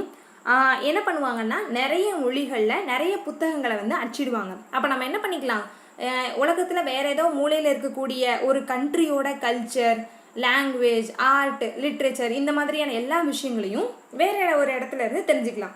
ஸோ இது வந்து என்ன செய்யுது அப்படின்னா நாலேஜ் வந்து ரொம்ப ஈஸியாக எல்லா இடத்துக்கும் போகிற மாதிரி சரியா. Books in different language, easy flow of knowledge, நமக்கு எல்லா விஷயங்களை பற்றியும் தெரிய வரும். ஆர்ட்டு, லிட்ரேச்சர், ஹிஸ்ட்ரி, சயின்ஸ்ன்னு சொல்லிட்டு நம்ம எல்லாத்தையும் பற்றியும் தெரிஞ்சுக்கலாம். இது மூலமாக, இந்த புத்தகங்கள் மூலமாக, எழுத்து ஆவணங்கள் மூலமாக. The accounts of Marco Polo and like others, இந்த மாதிரியான நிறைய வெளிநாட்டு பயணிகள் இருப்பாங்க இல்லையா, அவங்களோட குறிப்புகளையும் என்ன செய்கிறாங்க, அச்சிட்டு எல்லாருக்கும் கொடுக்குறாங்க. அப்படின்னு பார்க்கும்போது இந்தியா வந்து எந்த மாதிரியான ஒரு வளமான நாடு அப்படிங்கிறத வேர்ல்டு ஃபுல்லாக இருக்கக்கூடிய பீப்புள் வந்து தெரிஞ்சுக்கிறாங்க. India's wealth attract at the Europeans. So இந்த மாதிரி போன இன்ஃபர்மேஷன் மூலமாக தான் என்ன செய்கிறாங்க, இந்தியா வந்து இவ்வளோ வளமான நாடு அப்படின்னு சொல்லிட்டு யூரோப்பியன்ஸ் வந்து உள்ளே வர ஆரம்பிக்கிறாங்க. ஜஸ்ட் இமேஜின் பண்ணி பாருங்களேன், நம்ம இந்தியாவுக்கு இண்டிபெண்டன்ஸ் கிடச்சி 75 years அப்புறம் ஆகிட்டுருக்கு. நம்ம விடுதலைக்கு முன்னாடி 300 வருஷம் ஒரு ஃபாரின் பீப்புளோட கையில் தான் இருந்துச்சு. நம்ம நாட்டிலேருந்து நிலக்கரி, தங்கம், வெள்ளி, வைரம், பருத்தி, நெல் இந்த மாதிரி என்னென்ன குட்ஸ் உண்டோ எல்லா குட்ஸையும் முடிஞ்ச அளவுக்கு சுரண்டிட்டு யூரோப்புக்கு எடுத்துகிட்டு போயிட்டாங்க. ஆனாலும் நம்ம 75 வருஷம் தாண்டி இன்னும் ஓடிட்டுருக்கோம் அப்படின்னா நம்ம கண்ட்ரியில் எவ்வளோ வெல்த் இருக்கும் அப்படிங்கிறத நீங்கள் இமேஜின் பண்ணி பார்த்துக்கோங்க சரியா. ஃபர்டைல் கண்ட்ரின்னு சொல்கிறோம்ல, அந்த ஃபர்டிலிட்டி அப்படிங்கிறது இதுதான். அஃப்கோர்ஸ் நம்ம கண்ட்ரியில் இன்னும் பாவர்ட்டி இருக்குது, சானிடேஷன் ஃபுல்லாக இல்லை, இது பாப்புலேஷன் அதிகமானதுனால வந்த பிரச்சனைகள். ஸோ இது வந்து எக்கனாமியோட இன்னொரு சைடு. ஓகே, ஜஸ்ட் ஃபர்டைல் அப்படின்னு சொல்கிறாங்களா, அது என்ன அப்படிங்கிறத புரிய வைக்கணும் அப்படிங்கிறதுக்காக இந்த லைன் சொன்னேன். இந்த டைமில் தான் ஒரு முக்கியமான ஒரு பர்சனோட ரெக்கார்ட்ஸ் கிடைக்குது. நம்ம சோர்ஸஸ் பற்றி பார்க்கும்போது, அதுவும் தமிழ்நாட்டில் ஆவணங்கள் பற்றி பார்க்கும்போது ரொம்ப ரொம்ப முக்கியமான பர்சன் யார் அப்படின்னா இந்த ஆனந்தரங்கம் அப்படிங்கிற ஒரு பர்சன். இவர் வந்து யாருன்னா ஃப்ரெஞ்சு பீப்புள் இருக்காங்க இல்லையா, ஃப்ரெஞ்சு பீப்புள் இந்தியாவில் இருக்கும்போது அவங்கக்கிட்ட வேலை பார்த்த ஒரு சர்வெண்ட். ஓகே, சர்வெண்ட் அப்படின்னு சொல்ல முடியாது, இவங்க ரொம்ப ரொம்ப ஒரு இம்பார்ட்டண்டான பொசிஷனில் இருந்தாங்க. டியூப்ளெக்ஸ் அப்படின்னு சொல்லிட்டு ஒரு ஃப்ரெஞ்சு கவர்னர் வருவார் சரியா. இருந்த ஃப்ரெஞ்சு கவர்னரே ரொம்ப ரொம்ப ஃபேமஸானவர், ரொம்ப ஏபிள் கவர்னர் அப்படின்னு பார்த்தீங்கன்னா அந்த டியூப்ளெக்ஸ். இவர்கிட்ட ஆனந்தரங்கம் வந்து என்ன செஞ்சிருப்பார் அப்படின்னா துபாஷாவாக ஒர்க் பண்ணியிருப்பாங்க. துபாஷானா என்னென்னா டிரான்ஸ்லேட்டர், சரியா? இவங்க வந்து வேறு மொழி பேசக்கூடியவங்க. லோக்கல் பீப்புள் கிட்ட பேசுகிறதுக்காகவும் இந்த இடத்துல இருக்கக்கூடிய லோக்கல் ராஜாக்கள் கிட்ட டீல் பேசுகிறதுக்காகவும் ஒரு முக்கியமான பர்சன்ஸ் இருப்பாங்க. அவங்க தான் யாருன்னா அந்த துபாஷாஸ். அந்த போஸ்ட்டை தான் ஆனந்தரங்கம் அப்படின்னு சொல்லக்கூடிய இந்த பர்சன் வந்து வகிச்சிட்டு வந்தாங்க, சரியா? ஒரு ரொம்ப ரொம்ப கிரேட்டான ஒரு பர்சன். இவருக்கு நிறைய மொழிகள் தெரியும், நிறைய புத்தகங்கள் எழுதியிருக்கிறாரு. என்ன சொல்லலாம் அப்படின்னா ரொம்ப ரொம்ப ரொம்ப ஃபேமஸான ரொம்ப முக்கியமான ஒரு பர்சன், சரியா? ஜஸ்ட் நம்ம புக்கில் பார்க்கும்போது அவங்கள பற்றி ஒரு சின்ன குறிப்புகள் மட்டும்தான் கொடுத்த மாதிரி இருக்கும். பட் அவங்கள பற்றி நிறைய டீட்டெயில்ஸ் இருக்கும்போது இந்த பர்சன் இப்பேற்பட்டவங்களா அப்படின்னு நம்ம தெரிய வரும் இல்லையா? ஸோ அப்படி நான் பார்த்து கொஞ்சம் ஆச்சரியப்பட்ட ஒரு பர்சன் யாருன்னா அந்த ஆனந்தரங்கம் தான். நீங்கள் ஜஸ்ட் கூகுள் பண்ணி பாருங்கள். March 30th வந்து எங்களோட பிறந்தநாள் வந்திருக்கும் இல்லையா? ஸோ ஹிந்து நாளிதழ், தமிழ் ஹிந்து இருக்குல்ல, அதில் வந்து எங்களை பற்றி ஒரு ஆர்டிக்கல் இருக்குது. அதை முடிஞ்சால் ரீட் பண்ணி பாருங்கள். அ டிரான்ஸ்லேட்டர் இன் பாண்டிச்சேரி, சரியா? ஒரு துபாஷானா என்ன? மொழியை வந்து மாற்றி கொடுக்குறோங்க. ஒரு மொழிபெயர்ப்பாளர். To assist French trade in India. Okay, French பீப்புளுக்கு ஹெல்ப் பண்ணுறதுக்காக ஃப்ரெஞ்ச் கவர்மெண்ட் அப்பாயிண்ட் பண்ண ஒரு பர்சன் தான் யார்? இந்த ஆனந்தரங்கம்.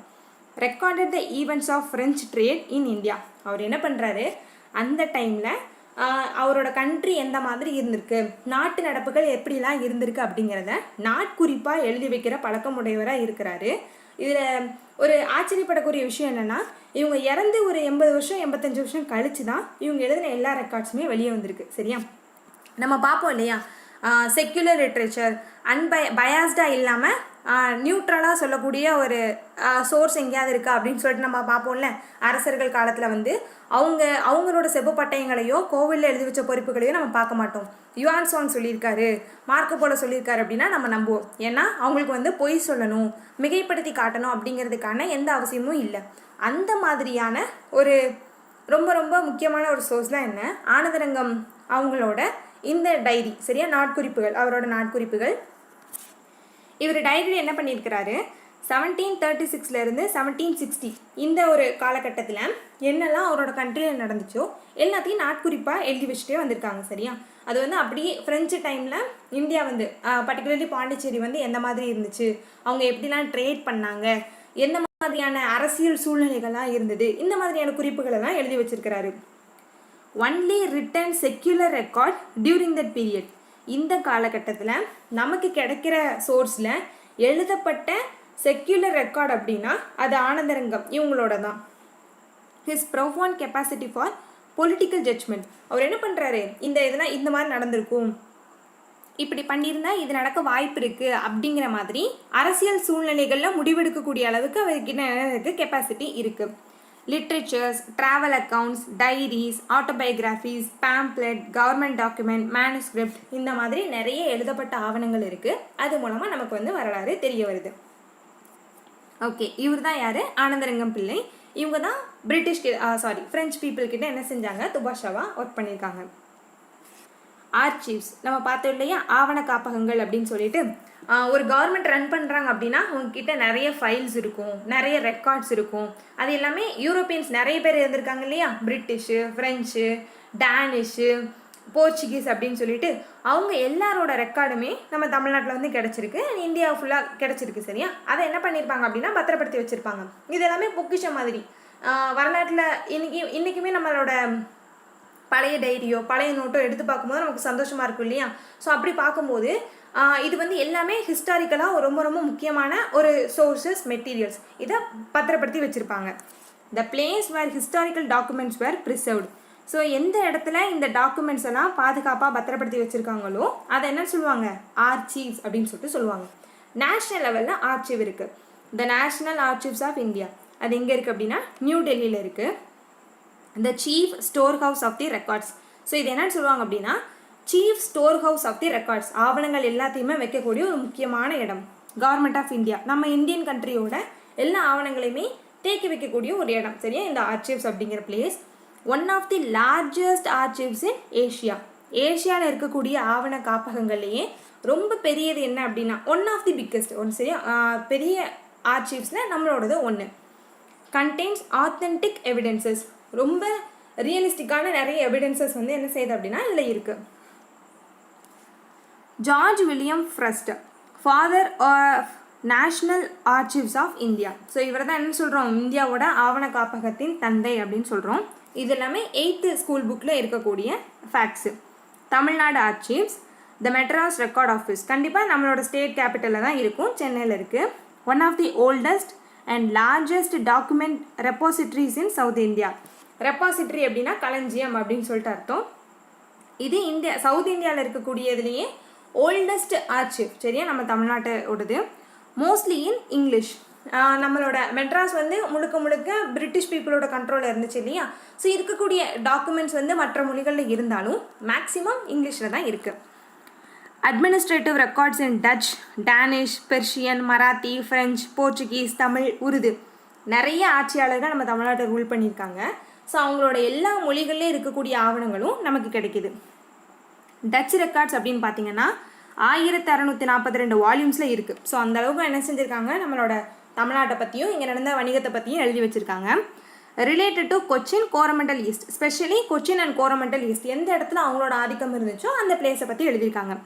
எந்த காலகட்டத்தை சேர்ந்தது அப்படின்னா 1657 to 1845. தென் டேனிஷ் ரெக்கார்ட்ஸ், இது 1777 1845 இந்த கரெக்டாக இந்த பீரியட்லாம். இதுக்கப்புறம் இவங்களோட பவர் வந்து கொஞ்சம் குறைய ஆரம்பிச்சிடும். பிரிட்டிஷ் பீப்புள் வந்து இவங்க கூட அக்ரிமெண்ட் போட்டு இவங்களை அகெயின் இந்தியா விட்டு வெளியேற்றிடுவாங்க. ஸோ அவங்க இருந்த காலகட்டம் வரைக்கும் இந்தியாவை பற்றியான ரெக்கார்ட்ஸ், ஸ்பெஷலி தமிழ்நாடு பற்றின ரெக்கார்ட்ஸ் வந்து எழுதியிருக்காங்க. Dodwell first issue of the calendar of Madras records was published in 1917. இந்த டைமில் தான் 1917 கேலண்டர் வந்து பப்ளிஷ் பண்ணுறாங்க. Highly interested in encouraging historical researches. இவர் இந்த டைமில் தான் தமிழ்நாட்டில் இருக்கிறாரு. அவர் என்ன பண்ணுறாங்கன்னா ஹிஸ்டாரிக்கல் ரிசர்ச் வந்து ரொம்ப என்கரேஜ் பண்ணுறாங்க. He opened a new chapter in the history of TN archives.